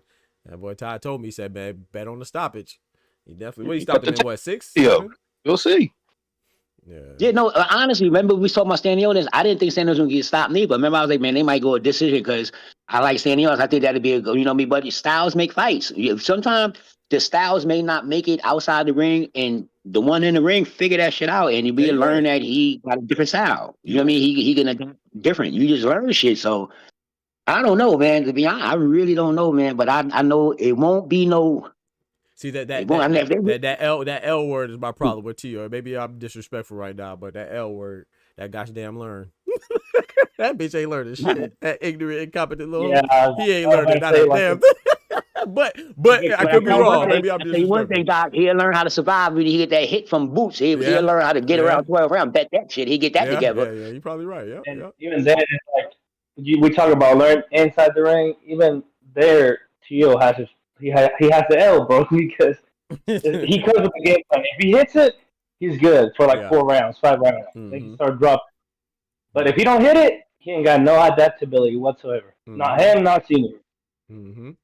All right, now I'm just saying. I don't, like we just watched. We watched. With you, it'll be a nice fight until it ain't. I just be trying to keep it a little in the air, like a little in the air, and don't go like one way when it comes to these kind of fights. Doc, you know I told you before, Doc, certain people fight, I'm like, man, nah, Doc, I gotta watch this one. I can't, I gotta watch this one. Yeah, I gotta watch this one because I can't even really definitely, feel 100% what I'm saying on this one because that's what Tio and Boots. I know, put it this way, I believe in my heart that Boots is going to win at some point in this fight. Fact. Yeah. At some point, I mean, it's 5 rounds, 3 rounds, 10 rounds. At some point, Boots gonna pull it off. However, he can't play with him. Mm-hmm. That's what I'm saying. He can't go in there acting like, yo, he don't do this and he don't do that. Because you don't know what this guy got in his tank to do right now. Because he's athletic. Hey, he's really upsets happen, man. So you, like I said, you could be right. Ain't no definitive. You know what I'm saying? We could. That's all about boxing, bro. They don't fight in their heads. They fight. He said that film don't lie. No, you're right. You're 100% right. You're 100% right. I ain't knocking that. You're 100% right. You got 3 months to get in here, so you better get right. Now, if they was fighting like tomorrow, you walk to the mall and fight you tomorrow. Yeah, but it is kick your ass every day on that situation. But if I give you 3-4 months to prepare, I gotta watch your little tricky ass because you're a little grind ball. I gotta watch you because you're a grind ball. Don't tell me what you're coming here with. You're a grind ball. Yeah. So I got to watch you, man. Away from Reynoso, so that game plan out the door. So I'm telling you, bro.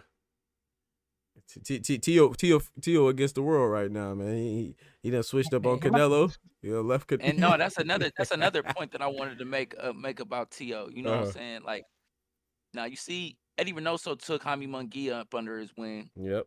And they really brought Jaime in to the Canelo camp, into the Eddie Reynoso camp. Like, he really a part of it. You gonna fight on our same cards. Why? So we can have the same training schedule, so that you gonna really be a part of these camps. They tried to bring T.O. in. Yeah, he's stupid. And he's stupid this is just from the outside looking in. This from the outside looking in. They tried to bring T.O. in, and then when T.O. started doing a lot of antics and stuff, come on now.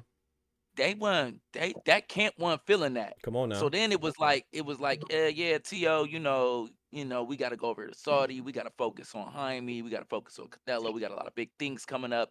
You know, we would love to work with you, but unfortunately, you know, just conflicts, man. It's nothing to do with you. Or your like you breaking up with a girl. It ain't you, it's me. I can just see how the conversation was like, you know, you got so much skill. You're gonna go so far, and we're rooting for you. We're really rooting. In the background, you have to say, you ass. But you ass. We don't want you over here, man. Yeah, facts. No, facts though. I mean, the NTB situation. You're right, Oscar. I mean, we talked about this, all right. As soon as we heard about Tio and Ryan Garcia, we said it's not gonna last long, bro. Because whether you like Canelo or whatever it is, you could tell the fighters that take it seriously, bro. Like whether you like Terrence Crawford or not, you know him and Bomac not playing when it comes to preparation. They not, you know what I'm saying. Whether you like Shakur and what was the trainer again? You know what I'm talking about. What's his trainer's name? Shoot, his pops, his grandpops. I can't remember his name right now. But yeah, Wally Moses. Thank you. I was gonna say Moses, but Wally Moses. They're not playing. Even when it's Tank and Calvin Ford, they're not playing. When it's Robert Garcia and whoever, they're not playing. So like with Reynoso and Canelo, they're not playing, bro. They're gonna prepare. They're gonna be consummate professionals, man. And Tio with his antics, Ryan with his antics, and even Adrian Broner, you know, with his antics. Like people not going for that, man. Like. It ain't gonna work. It might work for a little bit, but it don't even matter if you're good or not. Like you said with Jaime Munguia. Jaime Munguia might not be the best, but he don't seem like he's a problem. You never hear about him being a problem in the workplace or nothing like that. So that means something too, man. It's called what they call it, soft skills. It's about what you could do, like your real skills, like, you know, are you qualified for the job? And Tio checks all those boxes as far as being talented, skillful, whatever. But what about them soft skills? How do you work with other people? How are you to have in an environment, a workplace environment? Do you make it better? Do you bring down the vibes? Like, what do you do? Them soft skills are important, man. Your teamwork ability, all that stuff. So you're a problem. You're a problem. I mean, that's in basketball too. I mean, you know what I'm saying? You out here messing with your teammates' wives and all this stuff, fighting in practice. Gosh damn, all this stuff, bro. No matter how good you are, bro, the chemistry gonna be down, bro. Huh? Yeah, you better be able to drop every night. Every night. Yeah, bro, people ain't gonna tolerate that. They look at it, they be like, man, we got somebody else that could drop that little, 15 and assist. You know, right? We'll find somebody else. You ain't even worth all this headache. Yeah. So said Canelo didn't want Tio around the other fighters in the gym. Yeah. We talked about that, man. That's funny, and it came into fruition. You know, you gotta tighten up. It be like that. It bees like that. It bees like that, bro. It be for real. They're making room for Ryan. That part too, probably. They said we can't have 2 headaches. I mean, they couldn't be in the gym at the same time. Ryan and Tio in the gym at the same time. Oh my! I wouldn't even walk in there. I'm telling you. As soon as I come, I'm not coming in to work the bag. And, you know what I'm saying? Give me some little work in, and I peek my head in there. Brian and Tio. Hell no. I'm about to go do some road work. You ain't got to worry about Ryan. He go in there for like 5-10 minutes. Dip off. Yeah, record him a little YouTube clip or Instagram clip. Yeah. You know, I was watching Go in there dancing. I was watching a trainer from Spain breaking down Ryan, and he was like, he's the most. He got power, but his footwork is ass. I was like, damn, you gotta say it like that? Who said that, Oscar? That's a fact, though. That's 100% fact. He works with Sergio Marbella Martinez. Okay. And he's a trainer from Spain. Okay, trainer from Spain. And I was like, okay. damn, he's gonna say it like that? He's gonna say it like that. Okay. I don't think Ryan got footwork. I've never seen him do any kind of footwork around the ring, unless he was doing a source out in the video. But in the ring, I ain't never see Ryan do anything even remotely to say he had footwork. That's how Ryan caught him, because he always pull. I mean, I can't talk because I pull straight back a lot in fights too. I look a lot better in sparring, but that's how it goes. He pulls straight back, and he be having them hands extended, like he pulls straight back with them hands, like. You talking about when he Soldier Boy? Yeah, he be hitting that Soldier Boy, you go right around that. Yeah. Man, listen, Rolly went around. Rolly caught him. Yep. Yeah, Rolly went around that guard. And then after that, it's a thing too. Like it's in my last fight. Like, man, listen, when you touch somebody and you see, like, you can see, like, when you in the ring, you can see it. Like, it's one thing when you touch a guy, he might not like it, and you got I compare it to getting shot. I've seen this in the streets a million times. A guy gets shot, and some guys go gun crazy. They got every strap, they got 100 clip, and they out here. And man, listen, it ain't never gonna happen again, because listen, I ain't never letting nobody do me like that again. And then some guys get shot, and you don't never see them again. They back in the basement, they mama's basement. They cool. They don't even be outside. They, listen. Yeah, you know how that shit go. How that shit go. Nigga started release everything.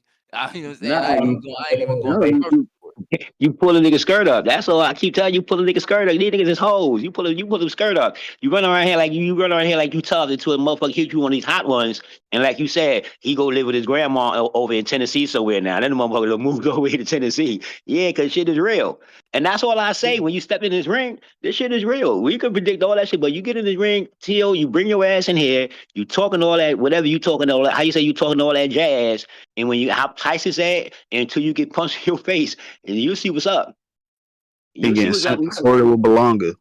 You know who's another guy that takes like training serious, and like his trainer don't allow, it seems like from the outside looking in, like he don't allow like foolish go in there. Bozy Ennis.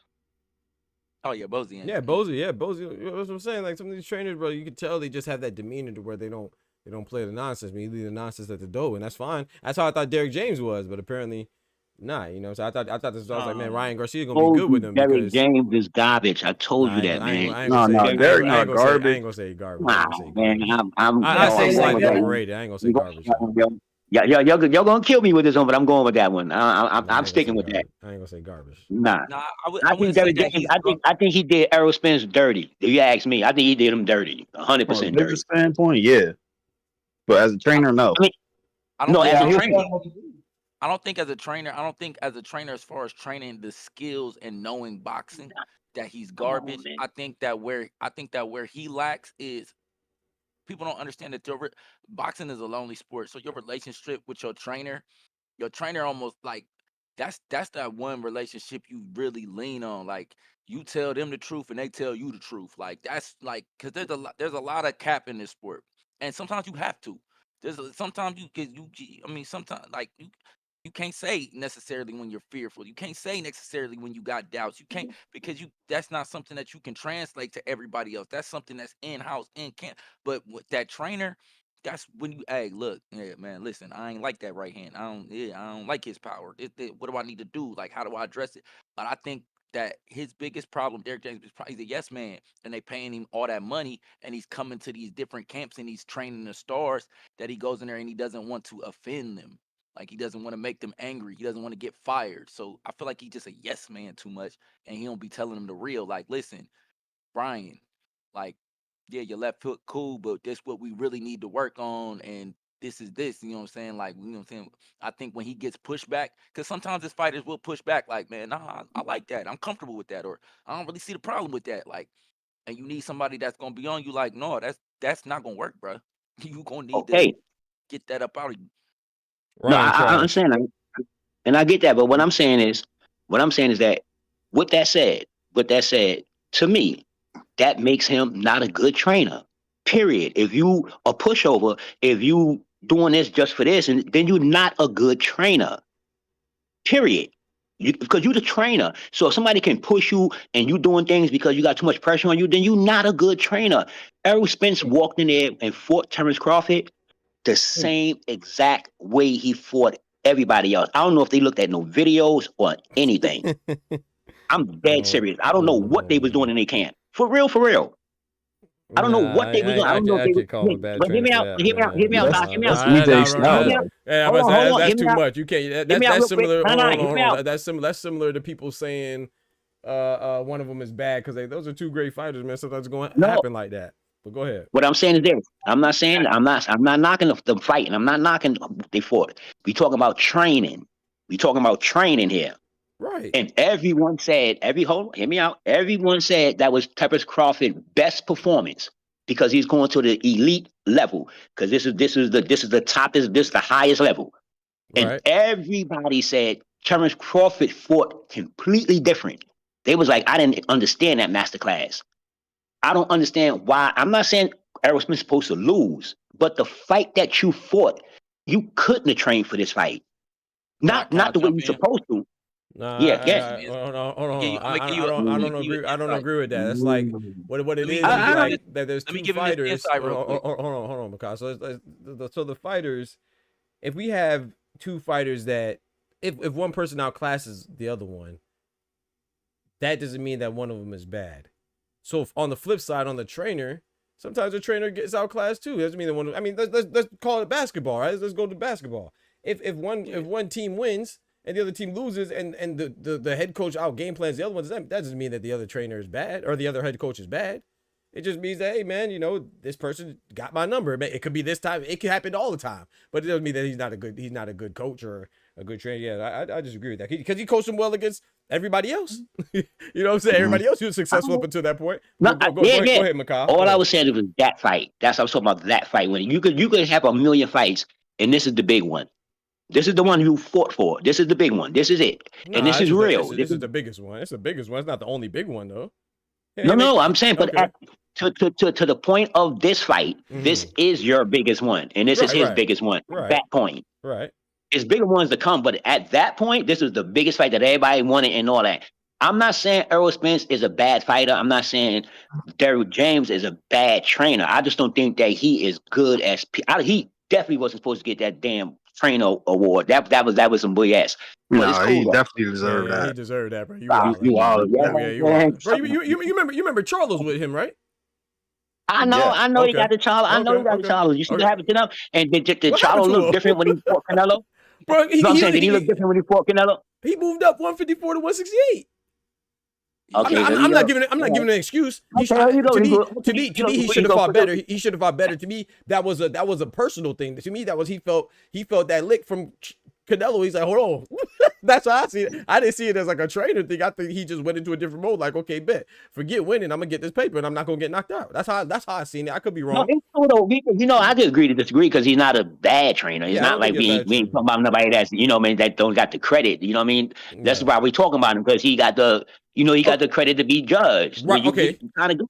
Get the credit to be judged. Let me ask you this. I'm gonna let Makai go. My bad, Makai. Let me ask you this. You good? Okay, so with Ray Garcia. Not Ray Garcia. What's his name? Robert Garcia. Robert. Yes. What happened with him and Gary Anton Russell and Rayo? That boy got washed. I don't think Rayo won one round. But I'm not going to say Robert Garcia is not a good trainer. Okay, I see what you're saying. You see what I'm saying? I'm not going to say Robert Garcia is not a good. He's still trainer of the year. He just, hey man, And he got cooked that one, him and his fighter. So, I can't really, like I said, I'm not knocking you for saying it because I do think that he is. I could say that he may be slightly overrated to some, but I don't think he's a bad. No, I definitely can't say he's a bad trainer. I think sometimes that was his fourth fighter in the 9-day frame that got smoked like that. Just saying.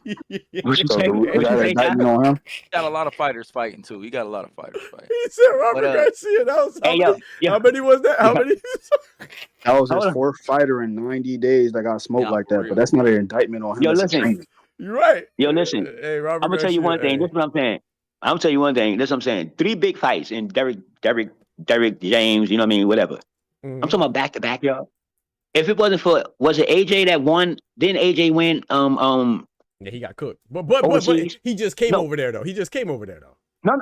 Now it looks like I'm giving excuses. No, you're right. Go ahead. Go ahead. Yeah, it looks like I'm giving excuses. You're right. Go ahead. You talking about a 0-4 here. We talking about Spence.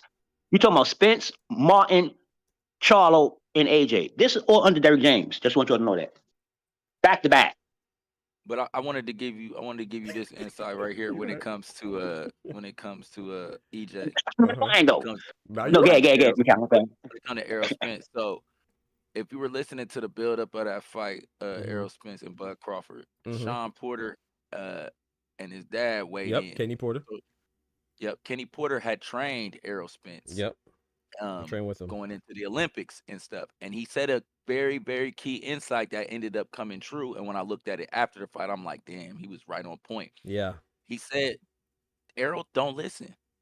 So Derek James could have been telling him, hey, you need to switch up the game plan. You need to box. You need to move. That bully, he's out bullying you. Like, he could have been telling him that in the corner. But Kenny has said it.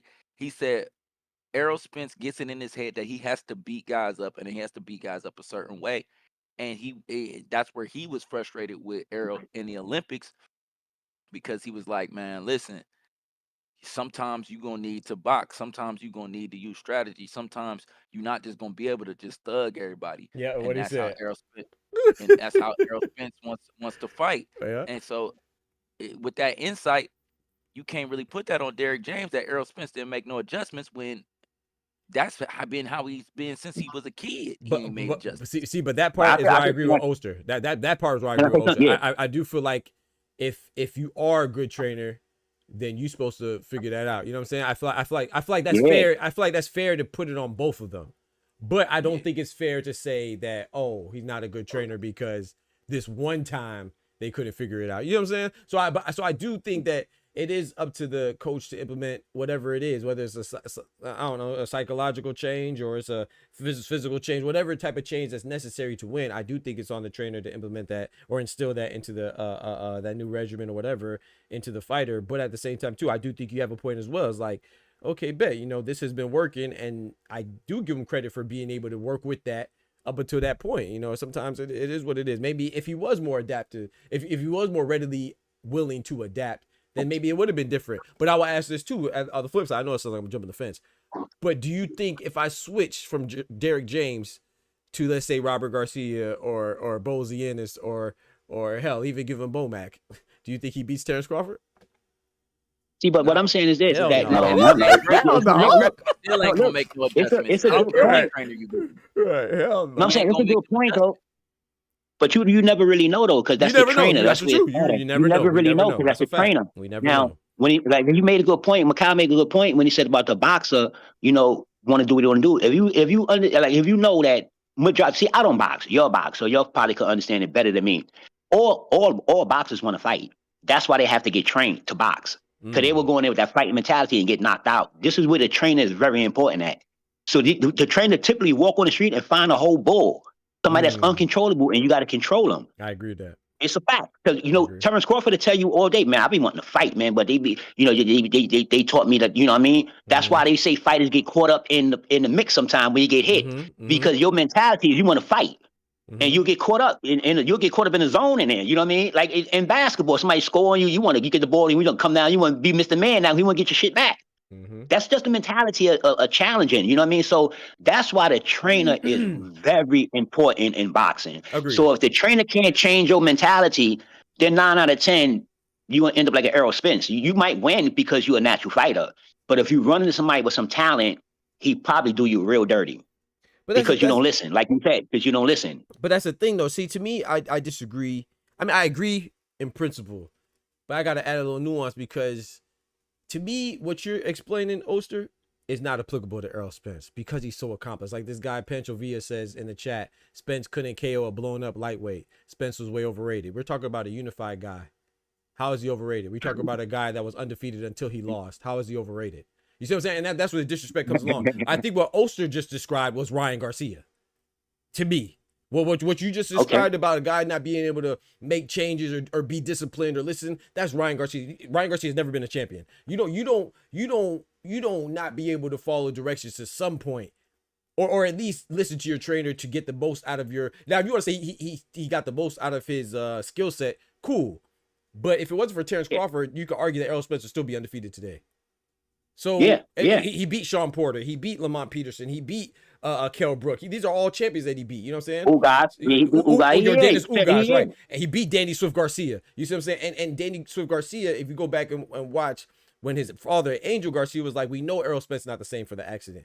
You know what I'm saying? And if you go back and watch the Ugas fight, the commentator's like, we know Errol Spence was not the same since the accident, and he was still able to beat those guys. So to make it seem like he was overrated or something, and I didn't even mention Mikey Garcia, and that's what you're talking about, a blown up lightweight and Mikey Garcia. Mikey Garcia is a great fighter. So it wasn't that he wasn't able to KO a blown up lightweight, he wasn't able to KO a great blown up lightweight. That's what you want to reduce Mikey Garcia to. Yeah, you're crazy. When we talk about Mikey Garcia, we're not just talking about anybody. You know what I'm saying? So when you try to when you don't like somebody, maybe you don't like Errol Spence, that's cool, that's your business. But people will try to reduce what you accomplished. Mikey Garcia wasn't just anybody. You see what I'm saying? So that's why I was saying. No, that's why I was saying. That's why I was saying the trainer. I wasn't talking about Errol Spence. You know what I mean? I was talking about the trainer. Errol Spence is a good fighter. I'm not knocking what he's doing. Right, you know what I mean? But I just know. But what I'm saying, if Derek James wasn't a good trainer, I don't think he would have been able to beat a Kell Brook or a Sean Porter just off of what he was doing. So I do think he's implementing something. Now, how drastic of a change is he making? Then that's going to get exploited by a great like Terrence Crawford. You see what I'm saying? But if he doesn't run into, so if he doesn't run into an all-time great like Terrence Crawford, whatever they were doing was still working against Hall of Fame champions like Sean Porter and everybody else I just named. So I think there's a slight difference in to say something his trainer's not doing anything for him. I think there's a slight difference to say that and then to say that his trainer. I'm gonna say like you said it right. I'm gonna tell you. I'll tell you. Like, somebody. Yeah, he probably did. Huh? I ain't saying he didn't make a mistake. Go ahead, Ty.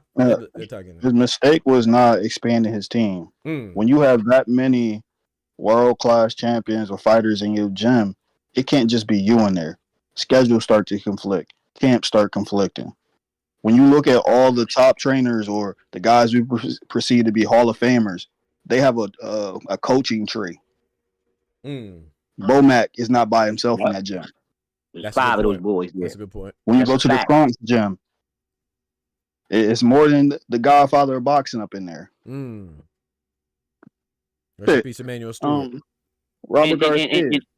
You get overwhelmed. That's why I was telling you. I think Derek James got overwhelmed because remember he had Charlo unified over there too. You know what I'm saying? You got Martin coming up. Come on now. And you know what I mean? This is all in the same little time. You know what I mean? You had Errol Spence fighting for this big fight, and like Ty just said, you cannot be in 2 places at one time. Come on now. And so that's why I said he's not a good. I'm saying he's not a good trainer, but when that was the right time to give it to him because unified fighters there. So I give you that. But I just think Derek James was overrated because at that point, since he got that whatever ring title, whatever they gave him, all his fighters lost. These are the #1 fighters. They all lost. And he was going through it now. He was going through it. He was going through it for sure. Crazy. I'm like, they all lost some dudes though. So what does that really say? That's true. It's not like they lost to some cool putts or middle of the range guys. No. I'm just saying that he might have got overrated. I mean, he might have got overwhelmed. You know what I mean? You got these fights. You got like you just said, Ty. Like other camps. Remember a long time ago, Crawford had an interview, and they was like, yo, how can you deal with 3-4 trainers in your corner? And he's like, that's been like that since I started. I listen to all of them for different things. And people ask them because normally people have one trainer or one, person in your ear, and they was asking them because it was kind of a new thing to the game. You got a bunch of people in your corner and you listen to all of them. Yeah. But Yeah, I think what Ty was, and correct me if I'm wrong, Ty, but I think what's important goes back to what he said earlier, like with Robert Garcia. Like I personally think Robert Garcia is the best trainer right now. And I think that for me, top three is him, Bomac, Robert Garcia number one for me, then Bomac close second, and then Bozy for me personally. But that goes back to what Ty was saying when he was like, "Oh, Robert Garcia in the span of 3 months." Got smoked. 90 days. And come on now. But no one's questioning, or not saying no one, but but we're not questioning if he's good. So he's just saying that like that happens. You know what I'm saying? Sometimes you will go on a loser streak, but I don't think it should overwrite everything else you did, your body of work. You know what I'm saying? Because like I said, what's the name? Robert Garcia, he began smoke sometimes, but he's still a great trainer to me. I would never. But I'm with you though on the overrated part. I think that Derrick James could be slightly overrated, but I don't think he's, like you said, he's a good trainer for sure. I think I would even say great, but I don't know if he's not. Oh, didn't he just train Ryan Garcia the last fight? Absolutely.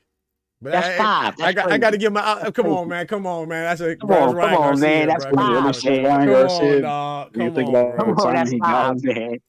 Ryan was supposed to be with Reynoso. That's a but fact. His ass got bounced out of camp. That's a fact. He had to get on that phone and apologize to that man. So imagine if he was with Reynoso now. I wouldn't say Reynoso not a good trainer because of Ryan. Hell no. That's Ryan, man. Yo, I forgot Ryan was on that five. That's crazy, yo. Yeah, so Ryan. So he lost with Ryan. He lost, and then when he won, it was with PEDs. And then he had, what was it, Frank Martin that got smoked by Tank. And then he had Errol Spence and Terrence Crawford. They all big fight. What was he training Anthony Joshua? Was that the what fight was that? That was when Anthony Joshua, I think, went over Seas, right? He went over there. Mm-hmm. I think he went. Derrick James went over there. I'm saying he was bad, but come on, man, my boy. He did. He had a. We talking about pound for pound fighter. The only reason I give Anthony Joshua is because he just got the pound for pound fighters. Because he just got there. No, because he just got there. But come on, man. These is all. When you look at it, put it on paper. When you put it on paper, you know your mom will tell you write it down. If you think you ain't do nothing bad, write it down. And you see, you won't write that shit because you know it's bad. Put it on paper and look at it. Come on, man. Ooh, come on, man. This guy, come on. Though, man. What's the name? Reynoso is a horrible trainer. No, I wouldn't say Reynoso is a horrible trainer. I don't think so. I don't think. No, I can't say that. What's the name? He got Alicia Baumgart. How long he had Alicia? Ty, you know? Or he just got with her. He just got with Alicia, huh? About 2 months now. Yeah, he just got with her. So we're gonna see how she does against Jessica Miranda or Jennifer Miranda. I can't remember. Miranda. We're gonna see how she does, man. Derrick James. Right now, if she listen, she gets smoked. Come on now. Hey, I will apologize, bro. I ain't gonna lie. If she gets smoked, I will apologize and say you all right. If Derrick James didn't go ahead and just hang him up, but I don't think so. I think she gonna beat hopefully she went for the sake of Derrick James, kid. I know he like, yo, come on, baby, you gotta win. These niggas is losing. You just win. Come on, man. Help me out here, man. Help me out here. She's not fighting one of them ones, so yeah, she's not. Yeah. If she was going there to lose, then I would be sitting there saying DJ Cook. Yeah. But there's plenty of other trainers that had back-to-back guys lose to them guys. Yep. You act like that ain't ever happened to Emmanuel Stewart or anybody else. Yeah, rest in peace, Emmanuel Stewart. Yep. You're right about that. And we want to go up. Nazim Richardson, rest in peace. You know, he got smoked by what was it Pat? I don't know if it was back to back. I don't remember if it was back to back, but it was relatively close when he lost to Pacquiao. It was Sugar Shane Who was it? Eddie Hearns? Yeah, was it Eddie Hearns or Oscar? Which one of them promoted this last joint and they all lost? Which one? Yeah. Oh yeah, Eddie Hearn. Yep. 5v5, Queensberry matchroom. Frank Warren smoked him. How you go 0-5, bro? That's crazy. Like I said, to me, Eddie Hearn he's still a good promoter, but to me that showed that Frank Warren is a much better matchmaker. I'll say that. Much better matchmaker. But yeah, man, Reynoso never has a plan B. Shit, you see who he got? Got boy Cinnamon. He rarely needs it. Yeah. Yo, man, that's crazy. Yeah. Mm-hmm. But yeah, but like I said, Robert Garcia, beast. You know, he's looking good with Virgil Ortiz, Bam Rodriguez. You know what I'm saying? He has a couple ladies out there too. One of them got cooked. Yeah, one of them got cooked. Yeah, Reese. Yeah. One of them just but yeah, he doing his thing, man. Like I say with Bomac, you know, Bomac got of course Keyshawn, you know, Bud, of course, and Lester Martinez just good, you know. Yeah. Bomac over there sitting what? Let me see. Good though, man. So Bozy too. Bozy what? Got 3 champions. Bomac got some people that took L's too. Yeah, he got some people took L's. Yep. What are you So Cold doing? Nelson just lost to Diego What are you Pacheco. doing? Yeah, it happens, man. He was in the corner with Jamel when he got booed by Bibby. Yep, facts. Yo, my man Bomac over there with zeros. You heard me? Stop playing, man. See what you. Remember, he did coach American for a stint. And he got cooked back. I forgot about that. Amir Khan. Is it the trainer or is it the fighter? Because he had him 3 fights. That's a tough part. He got bing boom bop binked. Bing boom all bop 3. binked. Yes, sir. All right, let me ask you a question. A real serious one. When it comes to the trainer, right, with a boxer, now because I don't box, I'm asking y'all. So is it a difference if a trainer started you, like like Cal and Bomac with Crawford, to a point where you get transferred to a trainer, you was already training with somebody like Amir Khan, you was training with somebody else for your whole career, and then it start whatever it is, then you switch a trainer. My is preference it a stick with different? him. Oh, sorry, my bad. I thought you were done. Go No, ahead. I'm saying, is it in like you said, like we just said about Amir Khan? So I'm just asking you, like, because he came from another trainer, and then you came to Bowman camp. You know what I mean? Like Joshua came to the camp, but he didn't start Joshua. But a lot of these fighters been starting with their trainers. You know what I mean? So is it a difference like Wilder if and you Breland, come there now he with with Malik Scott and stuff? Yep. yeah, like with a different skill set, and then you come to another trainer, and he's trying to train you this way, but you already have a skill set. Yeah, how long it takes for you to yeah, you know what I mean? I don't know how long it takes, but I think it's Oh, go ahead, Ty. Yeah, go ahead. It'd be philosophy number 1, and then chemistry right behind it. If the philosophy don't match the fighter, meaning like if he can't tailor a game plan predicated off of your skill set, you don't want to be there. That's why I get mad at Wilder for being with Malik Scott. Right. Malik Scott is a knowledgeable dude, but he doesn't have a certain game plan that will work for Wilder. Exactly. Because Malik Scott was he trained at Ezra Taylor too. I saw that just not too long ago. And he has a little bit of hand in Zerdo's camp too. Go ahead, Makai. And I could speak to that, switching 3 coaches in the last couple months. Like, so, listen, like, so I had this one coach, right? And he was like my first like pro coach. You know what I'm saying? Like, my other coach prior to that was amateur, but he was dealing with, and he had a good, like, up until this point, till I got to with the coach that I'm with now, just like Ty was saying, like, I didn't have a coach that could look at my skill set and say, okay, these are the things you do well, these are the areas you struggle, this is what we're gonna work on.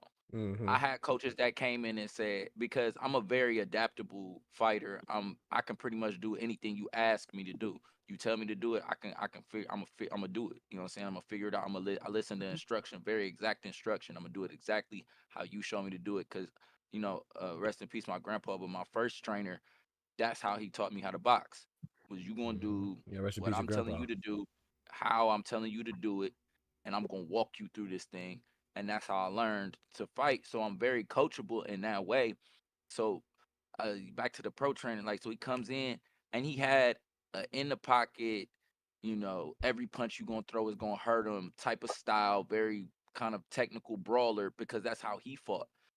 And so I had to adapt to that, and I was doing it, but there was like Ty saying, it was no chemistry, because it was like, damn, okay, I'm doing what you asking me to do, but you're not taking none of my strengths and being like, okay, mix a little bit of this in there, we're gonna do that. Like, basically, you just want me to fight like you, and that's cool. I'll do it because you coaching me. You know what I'm saying? And the coach prior to him, I could fight the way that he used to fight. So basically, he was just teaching me his fight style, but nobody was adapting and creating my fight style. It was just, hey, you could fight like me, so I'm gonna coach you. You know what I mean? So it's like the best coaches are the ones that can go in there and say, okay, this is what you do well. You know what I'm saying? And this is what you need. And now we're gonna merge, everything that you need and create and turn you into a complete fighter. Right. But fellas, man, I'm about to go ahead and call it, man. Give me some food. Your boy hungry, man. A shout out to the panel today, man. Nah, I ain't getting no pizza, man. I ain't getting no pizza. I already know, man. Shout out to Team Slime, aka Macau, man. Shout out to my guy Ty. Appreciate you, Oster. Appreciate you, man. Go ahead, close this out. Give me a closing statement, Oster. Man, don't. Oh, my closing statement. My closing statement. Okay, my closing statement. Yeah, go ahead, Ty. Don't even worry about it. Crawford in 11 and a half rounds. You heard me? Stop it. Oh, sleep. That's my. Damn, Appreciate you. Crawford, 11 rounds and 100. Nah, I ain't gonna do that. Down, man. Oh my gosh. I got cinnamon, man. I ain't mad at anybody picking Bud though. Bud's a great fighter, so phenomenal. Don't worry about it. You're gonna turn into a cinnamon bun that day. You get that, kid. Don't even worry about it. You're gonna be a cinnamon bun that day. I tell you that much. Talk to me, Ty. My closing statement will be this. You know, I gotta do some lightweight dry snitching. That TO shit is real. As far as, you know, the execs pushing for that fight, trying to make things right. Somebody might take some step aside, but there's one fighter that's not being realistic. Y'all can piece it together and guess who? Yeah, exactly. Say it again. Exactly. One fighter not being realistic. Oh, that's not being realistic? Yep. Yeah, like usual suspect. It gotta be this ring size. I gotta get paid this. Usual suspect. What's my overhead? My dad gotta get this. Come on, man. You already know. Same reason why he ain't fight. You know, the other guy that he's been rumored to fight right now, Devin Haney. Same reason why he ain't fight. You know, Subaru Matias and all these other guys. So we'll see. I study boxing in South Central LA. Scrap Iron Johnson told me that's what's up, man. You fools ain't knowing about Scrap Iron Johnson. Yeah, shout out to Scrap Iron Johnson. Apparently, you ain't know too much about him either. You in here chatting. My boy Teal said he won a 24-footer. A 24-footer. Yeah. You gonna need it. You gonna be on his bicycle. Oh, man. We both gotta wear boxing life gloves. Mm-hmm. Yep. You know what time it is, man. But like I said, I've been seeing stuff about potentially him and Devin, so we'll see how it goes, man. I'm waiting for the announcement. But fellas, man, y'all be easy, man. Appreciate y'all, man, for real. Remember, the BTF members only chat is always open, man. If anybody wants to join the Discord, you are a member. You could join in the Discord and chop it up with the homies anytime. I don't have to be live for it. It's a BTF members only chat. You know what I'm saying? But you do have to be a member on the YouTube side, man. But y'all be easy, take care, man. All right, fellas. Appreciate y'all. Slide over there real quick. Keep it safe. Keep it safe. Keep it safe. You sliding in there, Ty? Yeah. Hey, man, shout out to the panel, man. Shout out to my guy, King Ty in the building, King Oster in the building, King Oscar in the building. You know what I'm saying? And shout out to King Mikhail in the building. Anybody else pull up on the Discord? I ain't heard from my boy Isaiah in a minute, man. I haven't heard Isaiah in a minute, man. So we're going to see. He said you have long hair and you're emotional. What are you talking about, bro? So it sounds like I'm emotional because I said that you don't know nothing about boxing. I'm emotional. It's always the little bitches that try to put their emotions and project their emotions on other people. I don't even know who you are, bro. I'm about somebody emotional. You want somebody to get emotional because you're a loser. I don't know who you are, bro. You know me though. Remember that. So you know what I got. You know I got long hair. You know I got a channel. You know that you're in there. I know nothing about you. I know something about Scrap Iron Johnson now. Obviously, I obviously ain't good enough to get you where you want to be. So you in here mad. He said, but check my deal. All right, bet Oscar. I appreciate it. Shout out to my boy Oscar. Appreciate y'all, man. Shout out to those that joined the channel and dropped the super chats, man. Shout out to my guy George the Last Patriot for the $10.